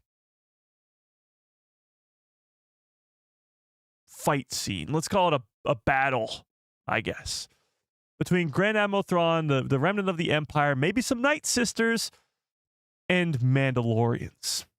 Let's not forget that the Ahsoka Season 2 is also coming out next year. So these 2 projects, Mandalorian and Grogu and Ahsoka Season 2, are going to be heavily connected. Like, these 2 will be 1A and 1B as they come out back to back. Will Din Djarin and Grogu be in be in Ahsoka Season 2? Maybe not, but Zeb is in both projects, and I'm sure we'll see other characters who span over both projects. Having the Death Watch be in there means you're either going to have a huge battle for Mandalore, because I don't think the Mandalorian's going to be leaving the planet anytime soon, as they just got their home world back, and they're probably fighting for their lives just to keep the planet alive. But there'll probably be a battle for Mandalore with all these people, or major flashbacks. Major flashbacks. Major flashbacks to Din Djarin's past. We get bits and pieces in the first 2 seasons of The Mandalorian. Actually, yeah, first 2 seasons of The Mandalorian, where we learn that he's a foundling, Din Djarin, that is. And he was found, I guess, during the time of the Clone Wars, as he's saved from dying to droids. But having the Death Watch be in there, having more Mandalorians in this film, obviously leads to Bo-Katan being in there and other familiar faces, but it leads to a bigger battle that we don't really know about yet, which is pretty damn cool. And honestly, grab the stool. Honestly, I think we're going to see a big old battle where, again, our heroes lose. I think this will be the beginning of a trilogy. It will end off with our heroes losing. As just move the wires. As most great trilogies hopefully begin. And it will set us up for Ahsoka Season 2, which again, I think they're going to lose in as well. But set up the war in our Star Wars. Because Ahsoka Season 2, as Dave Filoni explains, it's Star Wars Celebration, is going to have a war in our Star Wars with Grand Admiral Thrawn versus Admiral Akbar and the New Republic. So how the Mandalorian and Grogu sets that up would be this big conflict between the Mandalorians and Grand Admiral Thrawn. And being that the Mandalorians are, very weak at this point and probably could be very easily manipulated, I wouldn't be surprised if Grand Admiral Thrawn gets the Mandalorians on his side. Bo-Katan's been a little bit of a flip-flopper over the years, working for the Death Watch and murdering a bunch of innocent people, and then becoming a hero, and then becoming a villain again, then becoming a hero, then becoming a villain again, then becoming a hero. She's been a flip-flopper. I wouldn't be surprised if she was like, hey, Grand Admiral Thrawn, how's it going? Let's join you. And that would be a big old conflict there. I hear major flashbacks like to eat mushrooms on Dathomir. What? Nope, okay. Who plays major flashbacks? I got a bad feeling about this. You guys think you're so funny, aren't you? You think you're so funny. But this all does come into the idea that this is the beginning of a trilogy and that Bo-Katan will be in the movie because Katie Sackhoff, of course, can't keep a secret for her life because she lied like crazy on that podcast that we watched a million times. Yeah. Yeah. I disagree. Pelion said that Mandalore would be a problem now. Interesting. When did he say that? See, I gotta go rewatch Mando Season 3. I don't really remember what the conversation in that Shadow Council was. What did Pelion say about Mandalore? What did Pelion say? Let's not forget Gideon bombed them to glass. True. So Mandalore's in a very rough spot. So if Thrawn could come in and sort of just tell them that he'll help them, Thrawn is, again, not a villain to an extent. He's not really a big villain. He's going to come in and honestly be like a help. The New Republic's not going to help them. So he might be the one who can help them, which would be pretty wild. And his big thing is he knows all about culture and all that stuff. Like he learns about people's culture and that's how he knows so much about them. Like when he first meets Harrison Dula in Rebels, he knows everything about her.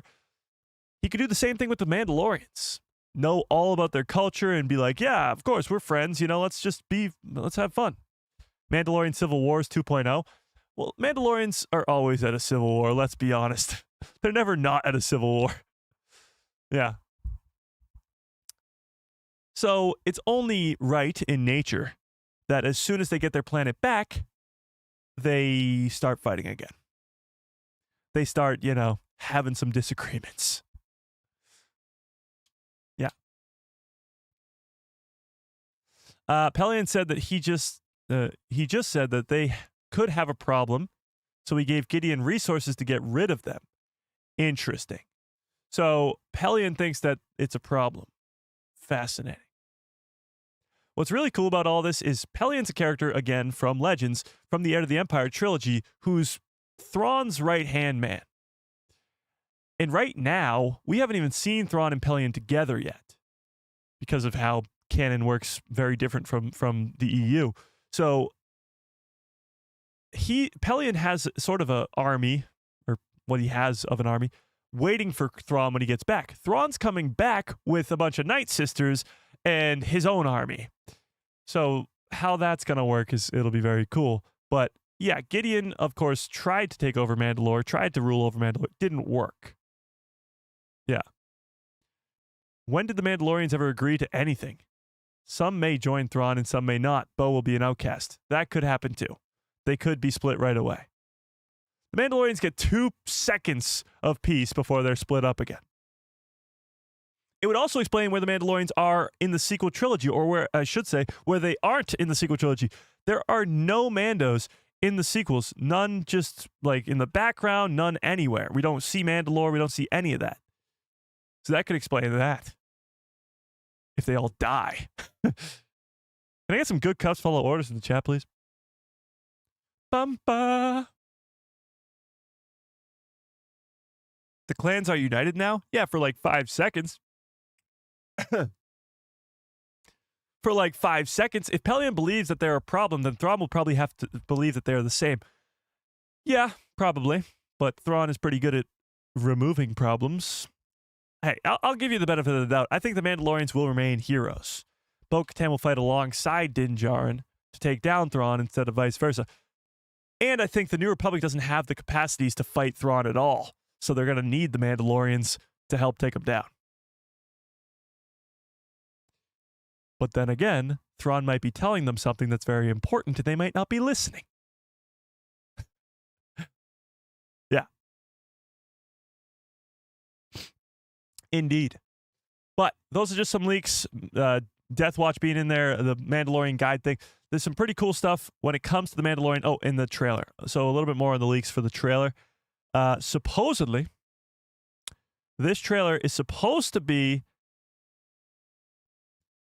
a new trailer, not the same one shown at Celebration. It'll be a teaser trailer in around 2 minutes.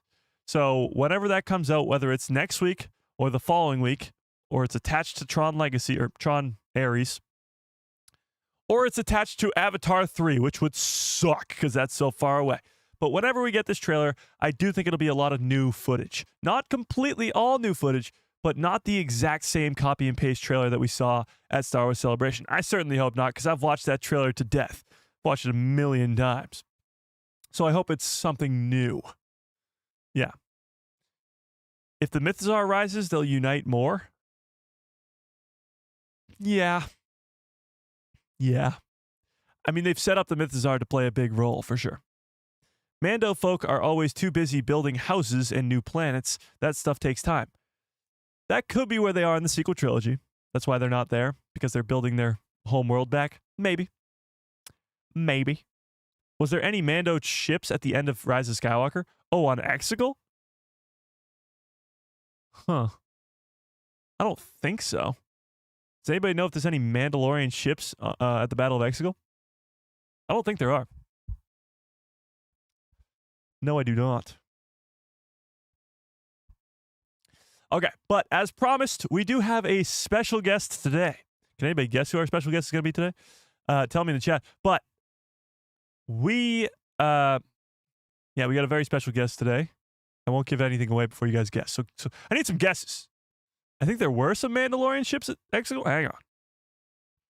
Battle of Exegol ships. Let's see. Let's see, chat. It's got to be impossible to find them if there are any. Let's see. So first you got this image where the ghost is right there, which is so cool. Dave Filoni's our guest today. Oh, you guys are going to be in for a treat. It's not Dave Filoni. Special guest is R5. That's a good one. Greedo? It's Batman? Well, today is Batman Day, so maybe it is Batman.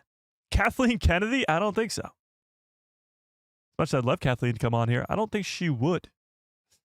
So you got the ghost back there, but I'm not seeing any Mando ships. This is the big one, but that's way too blurry to even see. I don't know. Maybe. But yes, a lot of you have guessed it. No, it's not Bob Iger. No, it's not Daisy Ridley. No, it's not. It's the one, the only, Samantha. Okay, now, Samantha, I did give you a microphone. You have your own today, but you have to hold it. And it's not on yet. Hang on. Try again. My very own microphone. Can you guys hear that? Crazy. Can you guys hear me? Hello. Hang on, speak again. Hello, hello. Testing. 1, 2, 1, 2. Can we hear her, Chet? Say again. Hello. Aha, that's good. All right. Hello there. Let me move over a little bit here. Okay. Hi, everyone. Ugh. It's been a minute. Ugh. Okay, so the reason we have her on today is a big one. We just finished last night Clone Wars Season 7, meaning for the first time ever, she has watched the Clone Wars all the way through. Now, there may have been tears, but we now definitely were tears. we can talk about this second season. They can hear you fine. Perfect. Okay. See, not a fetish just trying to mess with us. That's just mean. But so ask her your questions. Ask her all this stuff. I'll give you a little bit of a couple questions to start. But chat, ask her some questions about the Clone Wars. And we did start the Acolyte. We only got like 20 minutes in, but we did start the Acolyte, so we'll also kind of give you a little bit on that too. So, is that a microphone? See? That's a good one. Very No, creative. Another no. Mike who loves Star Wars. Don't. What? You can't. I like it. It is a microphone. Who gave her a microphone? You. Okay, sorry. There were tears. Yes, there were tears. Yes. Yes. There were some tears Yes. shed. I loved the Clone Wars. I thought it was great. I loved Ahsoka. It was just sad at the end, and I knew kind of how it was going to end. Obviously, I knew Order 66 was going to happen. I knew there was nothing I could do to stop it, but just watching the whole time, thinking of all the things that could have changed that would have stopped it, or could have. I don't know. Can't say for sure. So the best part about this was like, we watched the first probably 2 or 3 seasons very slowly. Like it took us months and months and months. But then when we sort of got to season 4 and we just had more time, I guess, and we made it a priority, we started watching it like every night and we just sort of cruised through the next 3 seasons. So it was nice for you because unlike a lot of us in the chat, you didn't have to wait a week for the next episode. You didn't have to wait a year. You didn't have to wait 7 years from season 6 to season 7. That's true. However, 2 nights ago, we started the Siege of Mandalore, which is the last 4 episodes, and we started the first 2 episodes, and then I was like, all right, I gotta go. And It was evil. it was evil. But you had to wait 24 hours to watch the last 2 episodes. It was so difficult. But instead, you watched Revenge of the Sith. I did watch Revenge of the So Sith. that's actually great because you watched the first 2 episodes of that arc, and then you watched Revenge of the Sith, and then the last 2, which sort of lines up. Somebody online has made a 4-hour cut that lines up every scene, but it's still it left you with a bunch of concerns and annoyances because the Clone Wars didn't exist before the prequel trilogy. That's true. And honestly, you bring up a couple good points about it. Now, the whole not mentioning of Ahsoka in Revenge of the Sith is something that you brought up. I did bring that up. So obviously Ahsoka didn't exist when the prequels were being made, and that's something that happens with Star Wars all the time because they jump all across the timeline.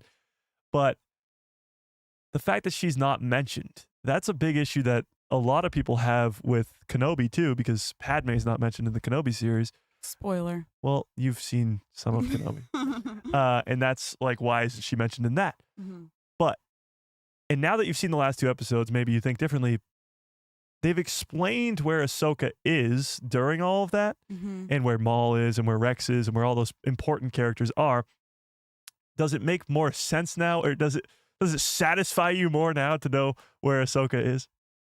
I mean, it was helpful to know where she was, but I still think, like, realistically, if Clone Wars came actually before, if it actually came before Revenge of the Sith, I do think that there could have been some room to at least bring up Ahsoka. Be like, Hold it closer to your mouth. oh, closer to my mouth, sorry. Yeah, to just at least bring up Ahsoka in Revenge of the Sith, it does make sense. I think everyone was very busy and, you know, maybe Ahsoka and Maul somehow weren't the first things on their minds, but it was on my mind a lot, and you would think that it would be on people's minds a little more, but I guess they had bigger issues at hand. So it makes a little bit of sense. It's just, I love Ahsoka so much. I'm like, oh, she should be included in Revenge of the Sith. Melissa says, did you cry at fives? Of course I cried at fives. Yeah, I was upset. Again, it was one of those moments in the show where I was like, if only things went a little bit differently, we could have a nice, happy ending. All could be well and peaceful, but it didn't go that way. You weren't here about, I don't know, a half hour ago. I was losing my mind about how, with what could happen in like the Mandoverse, which you haven't gotten to yet, but with like Thrawn coming in the future content, sort of Thrawn could be like fives where he knows what's going on and is trying to tell people and they don't listen to him. But it's very frustrating when you've seen the prequels and then you watch the Clone Wars and you're like, I know where this ends, and fives knows, but nobody listens to him. Mm-hmm. It's brutal. Yeah, it was brutal. Did you show them fives? Yeah. Oh, he's right there behind me. Oh, he looks great. Yeah. So as you know, we do the Easter eggs every stream now. Mm-hmm. So there's an Easter egg in every live stream. Actually, I don't think anybody's caught in it today yet, but that's okay. One that lasts more than one is, it's nice. But that was the one yesterday, I guess, or Thursday stream. Nice. Anakin is happy. What? What does that even mean? I don't know. Okay, let's talk Clone Wars though specifically. Let's talk favorite character from the Clone Wars. I think you know the answer to this. Oh, well, they don't know. Okay. Well, if anybody has any guesses, I'm going to give you 5 seconds to guess who you think my favorite character from Clone Wars was. All right, sure. You can give, how about like second and third favorite characters in Clone Wars? Second and third? See, her problem was very early on was figuring out who the clones were. Yeah. But by the end of it, you were like, all those clones that I don't even know, like they all just died. Yeah, it's sad at the end.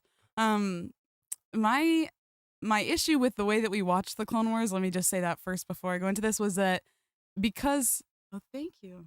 Happy anniversary. 50 Thunder with a $5 holla. I appreciate that. And yes, thank you. Thank you. But yeah, so like Mike said, we watched the Clone Wars very, very slowly in the beginning. So I feel like I was always forgetting stuff and I wasn't like able to follow storylines in the beginning and remember all the characters. So I didn't really get super attached to the clones until kind of the later seasons when we were watching it more. But Rex was great. I like Rex. Yeah. Who else can I pick? I don't know. I feel like there was a lot of people where I was like, oh, I don't like them. So that's kind of maybe more what I was focused on. Okay, well, a bunch of them did guess. You got some Ahsokas. You got Anakin, Rex. Yeah. Well. See, I've always loved Anakin, but I found myself very frustrated with him last night. So he can be in my top 3, but we have beef right now.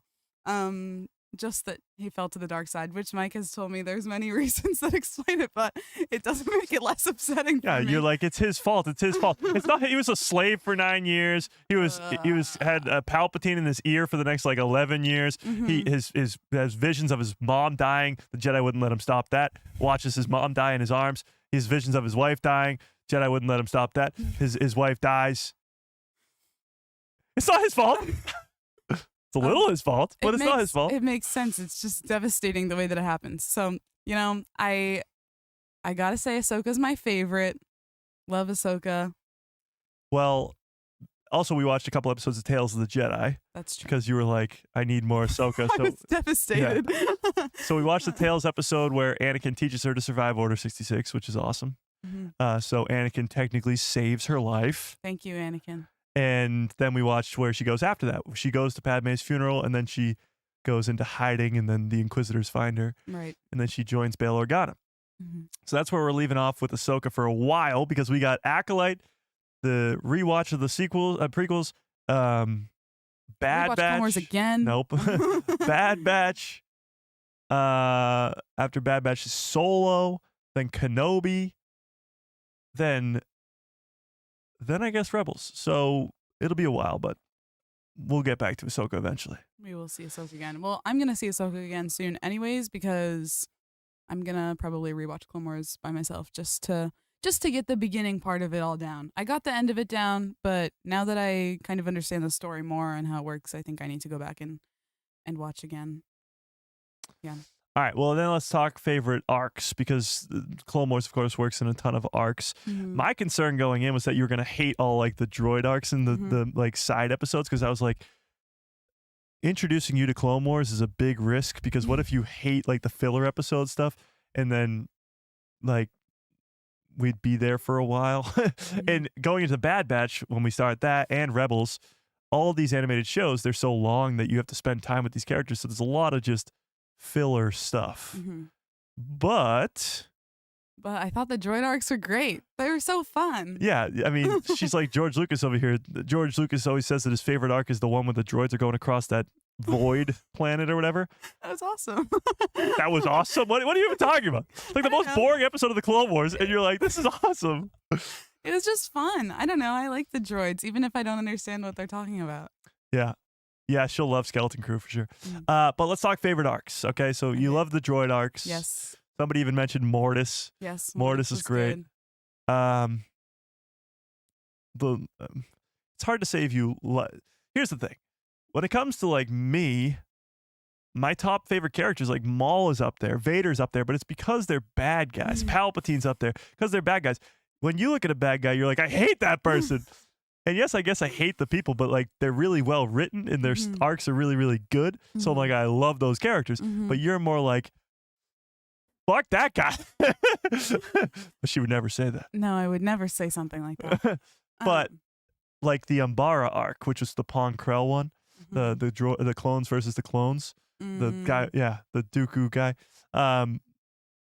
You hated that, but you hated that like because it was that guy's annoying and that guy's bad. Yeah. But that's like a beloved arc, you know. Well, like my thing is I can have a lot of respect for good storytelling and good bad guys, and I understand why that's important to making the franchise successful and worthwhile to watch. But I feel like I kind of base characters, how much I like them, off of like a connection that I feel towards them. So like I feel like I understand Ahsoka, so I like Ahsoka a lot. And then I don't think I would turn to the dark side. So I have a hard time with people who do turn to the dark side. But I do have a lot of respect. Like, I do love Anakin at the end of the day. I'm just sad how it happened. And it's fresh right now still. So, yeah. Yeah. So sometimes you ask me questions like, I don't know, just questions in general. And one of them was, also, it's just because obviously I have this channel and you see stuff just in passing on TikTok or whatever. You know that Anakin and Ahsoka meet again, Yeah, and you've seen pieces of the World Between Worlds stuff. You haven't seen it, obviously. Yeah. But because You were were like, surprised when I said World Between Worlds you were like, yesterday. Anakin and Ahsoka mean the World Between Worlds. I was like, you don't even know what the World Between Worlds means. And I don't. Yeah, exactly. But you know that they meet again. Yeah. And they do. But that's something that, you know, is peak. So you'll have to wait. Yeah. I feel like that's an important part to understand about my watching of the Clone Wars, was that I did know that certain things were going to happen. And like at the end, he's like, oh, what predictions do you have when we had only 2 more episodes? And I was like, well, I know that Ahsoka lives. I'm like 99% sure of it because I know that she has a show after this. And I wouldn't be that surprised if they made a show with someone who just was completely dead and I don't know, was just in the Force. Like it wouldn't be that shocking, but I don't think that that's what happened. And so I like knew that Ahsoka was going to live. I just didn't know how it was going to happen. And then he was like, oh yeah, well the second to last episode is Order 66, but then there's something after that. And I had no idea what was going to come after it. So yeah, I mean, they do a great job with the Clone Wars Season 7 because as much as you know how Revenge of the Sith goes, you don't know what Ahsoka, Rex, and others, like what happens with them. Yeah, I have no idea. And Maul, because even now, after watching that and Maul escapes, that's where we're left off too. Like you get Maul, you get a lot of Maul, and you got a lot of Maul in the Clone Wars, but you're now in the same boat as us where we're waiting for Maul series next year. Like that's next for Darth Maul. So I will say, although I don't have the same hatred that Maul does, you gotta respect and just be in awe that he's able to survive being cut in half. Yeah, that's pretty and just through his rage, everything that he's able to accomplish. And he is a very cool character. I'll give it to him. And like what did I say to you yesterday when we were watching it, when he just like was tearing the ship apart and like using that, throwing it at the clones, and I was like, and he wanted a lightsaber, like Yeah, because when Ahsoka frees him, he's like, "You want to give me a fighting chance?" Like asking for a lightsaber. he doesn't need help. Yeah. Why is he saying that? It's like the hallway scene, and then he goes into the. I forgot that this even happened, but he goes into the hyperspace room and just literally just hyperdrive room and just collapses it all on itself. Yeah. So good. Oh wait, I have a comment while we're on that too. Just from that episode when he's trying to fly away and Ahsoka grabbed the ship and like maybe, I don't know if she almost had him, but she was holding him there for a minute and it's just impressive. Yeah. And I was like, oh, I love Ahsoka. Yeah. Ahsoka, the thing is too, like you were saying how Maul is so powerful. He's not. Ahsoka versus Maul on Mandalore is a great fight because the two of them at that time are very compatible in strengths. Mhm. Like Maul is a really good swordsman. He's not that strong with the Force. And like you saw, Palpatine comes in and absolutely destroys him and Savage in like 2 Right. seconds. Yeah. So I think, I mean, if Anakin or even Obi-Wan came, it would be a more lopsided fight, I think. And you have to remember, Ahsoka's like 18 Right. because she's like 14 when the Clone Wars begins. So she's like 18. Mhm. So she's still sort of young. But Maul is not, when you talk about like power levels of characters, he's not towards the top. Mhm. He's just sort of a nuisance that just hangs around for a long time. That's a good word for him. Yeah. But also, we were talking about dialogue. So people always crap on Star Wars dialogue because it's cheesy, it's whatever. Mhm. But at the same time, we quote it 24/7, and it's like the greatest thing ever. But You gotta people love some cheese. what? Cheesy lines. Oh, Gotta oh, love oh. some cheese. Okay, Why would I just say that randomly? Incorrect. okay, but I don't know. I didn't even realize I said cheesy. You said the lines are cheesy. I know, I said, did. "Gotta I love get some it now. cheese." He doesn't listen, guys. I don't ever listen to what you say. No. Exactly. Of course, you agree with me. Fuck, what was I saying? Oh yeah, Maul. So the dialogue, everybody gives Andor so much credit for the dialogue being great, and it is. But let's not forget, like Revenge of the Sith, the dialogue before the fight on Mustafar is just peak of all peaks. But the dialogue of Maul and Ahsoka on Mandalore before their fight is so good too. Like he's saying, Ahsoka says, "Well, one last question. What do you want with Ahsoka?" Or no, she says like, he's supposed to bring balance to the Force, and he's like, to destroy. He's been long groomed for it, and he's pretty much saying, like, join me, pretty much. And she almost does, and then she says one more question: "What do you want with Anakin?" And then she can't believe that her master is this evil being, so she fights him instead. What do you think? Or let me phrase it differently. Do you think that Ahsoka could have stopped all of this if she did join Maul? I don't know. I don't know what would have happened, and I don't know Maul's true intentions, I guess. Like, would he have just wanted to replace Palpatine and therefore get rid of him? Then I think maybe, 'cause then Palpatine wouldn't have turned Anakin to the dark side. But, I mean, I guess it's hard to say. I know that you're asking me to just theorize right now. But I will say something that I was thinking during that conversation. I don't think I said it to you. I may have. But correct me if I'm wrong. He didn't say Palpatine during that, but he did say Sidious, right? Yeah, he said Sidious. But he didn't say Palpatine. No. So then I wonder, like, if Ahsoka would have been more inclined to join him if he, like, actually told her what was going on. Because he kept being like, my master has this great plan. Okay, who's your master? Yeah. What is the great plan? Like, I think that could have changed things. Well, the problem too with that is Maul doesn't know all. Right. And But he knew more than Ahsoka. He could have shared that, and they could have put the pieces together. but also Ahsoka, same way that she fights him because of what he says about Anakin, she probably wouldn't believe what he says about Palpatine. That's true. Because she has a relationship with Palpatine too. Also, like when Order 66 happens and all the clones turn and she goes and saves Maul, he didn't know that that's how it was going to go. He knew that there was going to be something, but he was like, brilliant. He turned the Grand Army of the Republic on the Jedi. Like he didn't know that that's how it was going to go. Yeah, that's true. So he didn't know as much as we thought, you know? Yeah. But I do think things could have been slightly different if he had said Darth Sidious is Palpatine and then been like, he's trying to turn Anakin to the dark side. I'm telling you this was going to happen. Well, how do I benefit from telling you this? Like, Yeah. I mean, he does benefit if. That's true too. Ihaja brings up a good point. Maul is having visions. Like when they first get to Mandalore and they're interrogating the Prime Minister Almec or whatever his name is. And he's like, Maul had a dream and he heard the name Skywalker. Like Maul is sort of just figuring it out as he goes too. Yeah, can't really be sure, I guess. 'Cause he That's doesn't true know what's too. going on Count Dooku tells Obi-Wan the whole truth in Attack of the Clones, and he's just like, nah.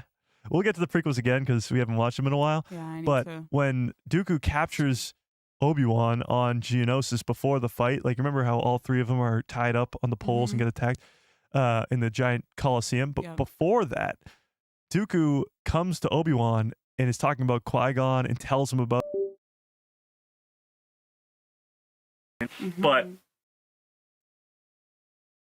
I lost my audio for a second there. Watch what you're kicking. What the hell happened? I don't know. I don't know either. But so he tells him pretty much everything that happens, and Obi-Wan doesn't believe it because he's like, "There's no way." But as you see in the Clone Wars too, like he hears this name over and over again, Sidious, and even when Ahsoka's on Mandalorian talking to Obi-Wan, he's like, "I know the name, but I don't know who it is," or whatever. Like, there's this whole. It's like Fives figuring it out, and nobody listens. Obi-Wan kind of is told, and he doesn't listen to Dooku because Dooku's evil, and Ahsoka doesn't believe Maul because Maul's supposed to be evil. But these guys are trying to help. Like Dooku's not a bad guy. Yeah, he is. But Maul's not a bad guy, except he chops off a bunch of people's heads. Yeah. Yeah. Okay. Yeah, I don't know what happened with the mic for a second, but it just popped in and off. I don't know. I don't know either. Back onto the Clone Wars, though. What's your favorite season? Now, this one's going to be hard. You kind of have to look at the seasons. Know. I know. You got to look at the seasons to sort of tell. Yeah. I personally think mine's 5. I know everybody loves 7 because 7 is so good and we just watched it. But when you look at the seasons here, where the hell is the Clone Wars? There it is. All right. When you look at the seasons here, let's fix that. So this is season 3. Season 1 is a lot of nothing. Like, it's a lot of just filler arcs and introducing Ahsoka and introducing the clones and all this stuff. Not any real big arcs. You have the Ryloth arc, but even that, like it's good. It's just not, I feel like a lot of that I don't remember too. Exactly. Then you get into some Cad Bane stuff, which is great when he's like stealing Force-sensitive children and bringing them to Mustafar. Yeah.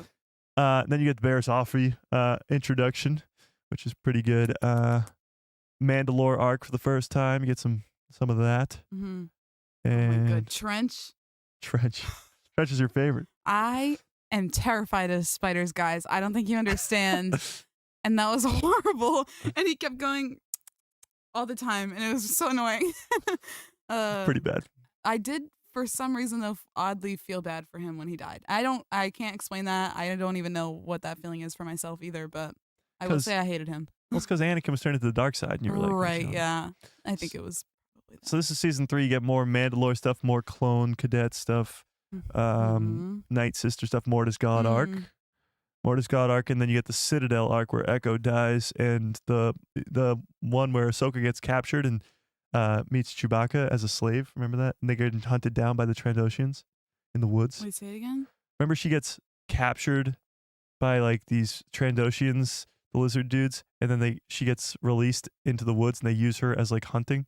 Oh, yeah. And Chewbacca's there. That's a good one too. Season 3 is pretty good. Just plain and simple, the Mortis God elevates it so much, but you also get like Savage Opress and some of that stuff. I like the Night Sister stuff. Yeah, the Night Sister stuff's real good. And then season 4 is also the Maul first thing. Yeah, at the end of the season. So Maul's return, a lot of Night Sister stuff with Asajj. Anakin looks so evil. Though. Yeah, this is the one where they lie to him. This is the one where they kill Obi-Wan, lie to him, don't tell him. Like, the Jedi are stupid. Yeah. They don't tell him that. Definitely will say, like, Clone Wars had me realizing lots of faults about the Jedi that I didn't see before, I guess. And yeah. This is the Umbara arc. So season 4 has a bunch of good arcs. This was the one on the water planet. Remember that? Yeah. So you have that one. You have the Umbara arc, and you have the Obi-Wan undercover and a lot of Asajj and Maul. So that season 4 is really good. Season 5 is my personal favorite because it's the end of the Maul stuff. Then you get I guess the Onderon arc, Mm-hmm. where remember when she died, the Sagarera's sister. Yeah. Then you had this arc that you loved, Mm-hmm. which I'm not the biggest fan of, you know. It was fun. And then you have this arc, which you loved. Yeah. Again, not the biggest fan of, but still, it's great because it's still got all this stuff. The Mandalorian arc, this episode being the jam-packed one of Satine dying, Maul and Savage versus Palpatine, all that greatness.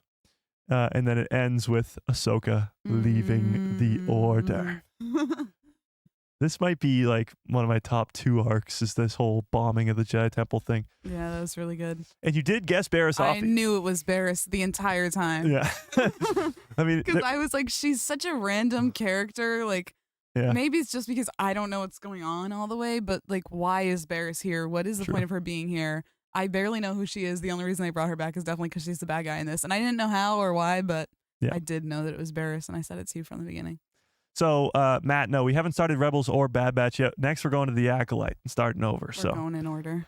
Yeah. Chronologically. And we'll talk about the Acolyte in a sec. But so that's season 5. That's my personal favorite. Season 6 was the shorter season, but it was the 5's arc, which was, brutal. And then the Clovis arc. Clovis arc was stupid. Hate that guy. Yeah. And then you have the Jar Jar arc. Clovis arc, like, I didn't like to see Anakin and Padme fighting and having issues, so that was a particular reason I was not a fan. And then the Yoda arc, where he learns to become a Force ghost, which had you like, what the hell's going on? Yeah. A lot of that stuff is crazy, though, with the wills, and the Force ghost stuff is still such a mystery even now that like so much of that is still up in the air. And then we had season 7, which we just watched, which was the Bad Batch introduction arc, and then the Sisters arc, which you liked more than me too, and then the Siege of Mandalore. So with that, you got to pick a favorite. Let's hear it. Okay, I want to be different from you and not pick the one that you just said is your favorite. But at the same time, even the arcs that I didn't like in season 5, you did like I know. That's why I'm like the droid arc and the kids arc. I know. It can be the same. Okay. What's your second favorite, though? My second favorite? Go back to season 7.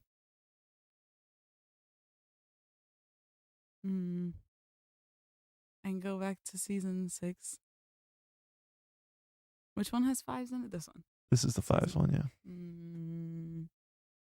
But I feel like the back half of that season lost me. I feel like I was confused. The wills and the Force stuff. Yeah, and I didn't like Clovis, so it's not no. 6. Although 5's was devastating. There's 3, which is Mortis Gods and stuff.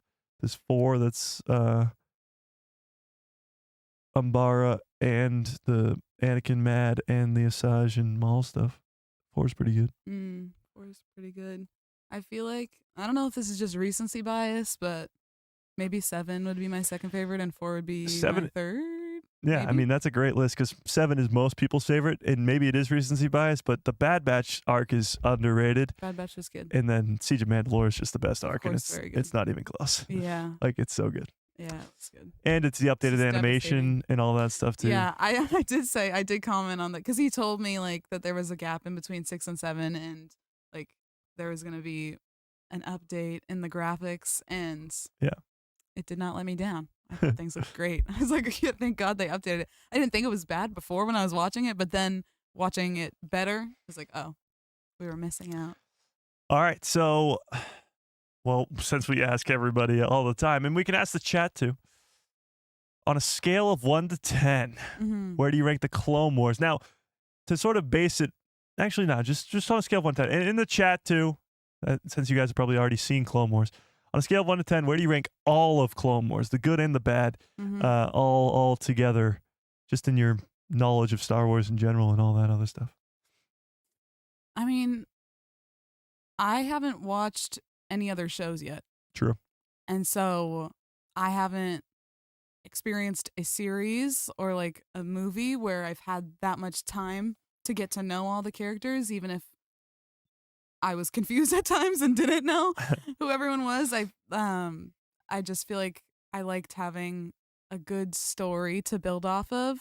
I think I would probably rank Clone Wars. I'm trying to decide how like much of a harsh critic I am, but it's not very harsh, I think.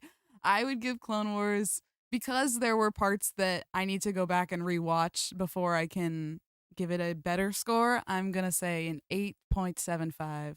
Ooh, very specific. Yes. 8.75. There you have But it. I predict that after rewatching and going back and getting to know the clones from the beginning, because I feel like that kind of connection was lost on me for a lot of it just because I had a difficult time differentiating everyone. I feel like it would be closer to a 9.25.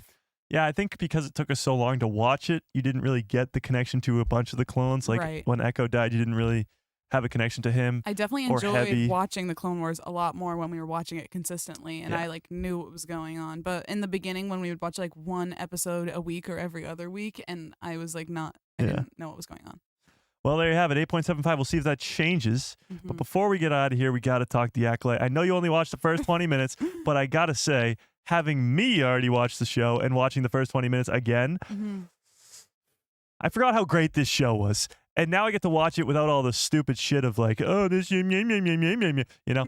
But Because I certainly don't know what's supposed to be happening. you just don't have to deal with the whole actors and actresses saying stuff in interviews and the whole fandom having a full-out civil war week in and week out. But Yeah, having just watched the opening scene, just watch that first fight of Indara versus May in that cantina, it's actually like 10 times better than I even remembered it in my head. Like the choreography is incredible. The effects are so good. And you actually get to see the Jedi in their peak where she doesn't pull out the lightsaber until like it's really necessary. Yeah. And it's just really, really good. So just based off of just 20 minutes of the first episode, you haven't really gotten much of anything. You're still figuring out the characters. You're still figuring out thoughts. It is your first live action Star Wars show. It is. So thoughts? Anything? Yeah, I mean, kind of like what I just said about moving from season 6 to season 7 and getting that upgrade. It was then just like another upgrade of it being live action. Yeah. So that was super cool to see. Yeah, I thought that the fight scene was really good, but I still think I have to get my bearings on what is happening. And I don't know. It's again like one of those things where I know some things, like I know random names. Yeah, and you I know kind Manny of- Jacinto, I which know is a Manny problem. Jacinto. I know that he's bad.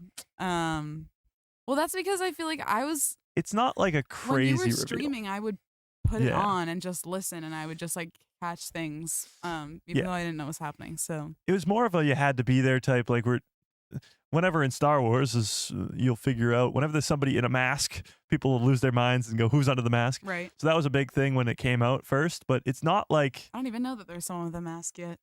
Spoiler alert. what you said. You knew he was the bad guy. I know he's a bad guy. Well, I didn't that's know he had a true, 'cause mask on. He takes the mask off, I guess. Yeah, you know him from the scene where he has no shirt on in the water. That's what it is. How could that possibly be my fault? That's definitely your fault somehow. True. But I wouldn't find that. yeah, true.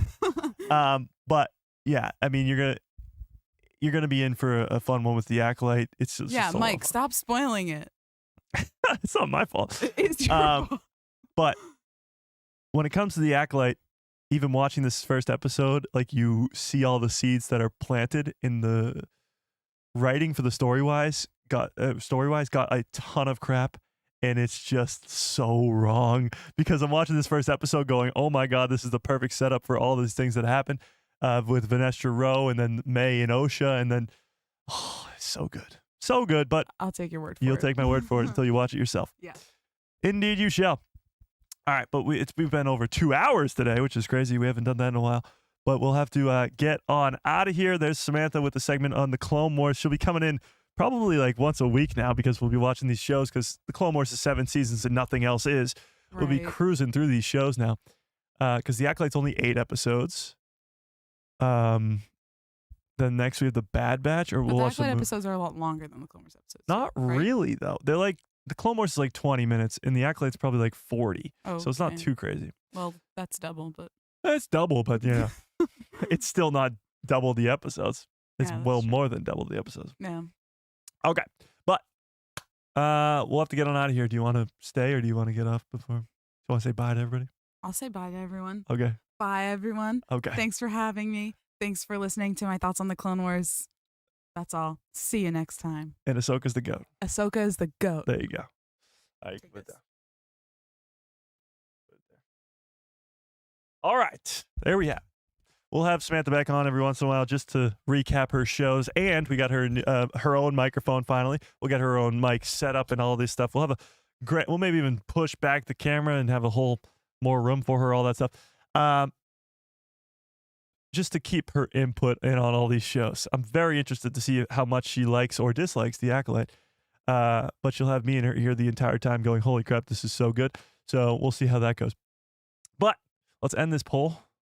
Let's end this poll. By the way, 72% of you do think that The Mandalorian and Grogu will be the beginning of a trilogy, and I completely agree. But until next time, your girlfriend's really cool and nice. Look at that. Thank you so much. Super cool and nice. Okay, cool. Okay, but with that being said, smash a freaking like on the stream if you have not already. How many likes do we have, chat? Am I going to be upset? Am I going to be upset? It's not too bad. Okay, smash a freaking like on the stream if you have not already. Hit that subscribe and hit that hit that bell so you're notified every time I post a video. My pretty face shows up. If you've watched Rebuild the Galaxy, go watch the breakdown we did yesterday. If you haven't watched it, go watch the watch party and watch it along with it. You don't want to miss out on that. We didn't even talk about Mara Jade today. I guess we're saving it for the next stream. But yeah, we'll talk about that. Okay, next time. Until next time, smash a freaking like on the stream and may the force be with you. Always.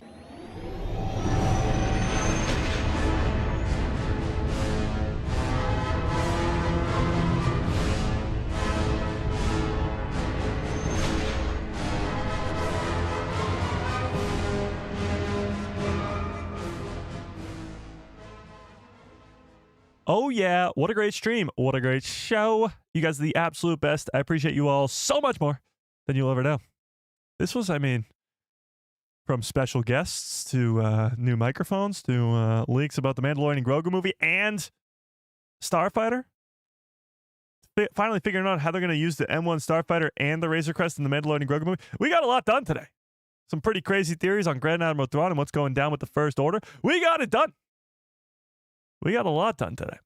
But until next time, keep the conversation going in the Discord. If you're not yet in there, there's a link in the description below. And we'll be having a members-only live stream very, very soon, either tomorrow or Monday or at some point coming in this upcoming week, we will do that.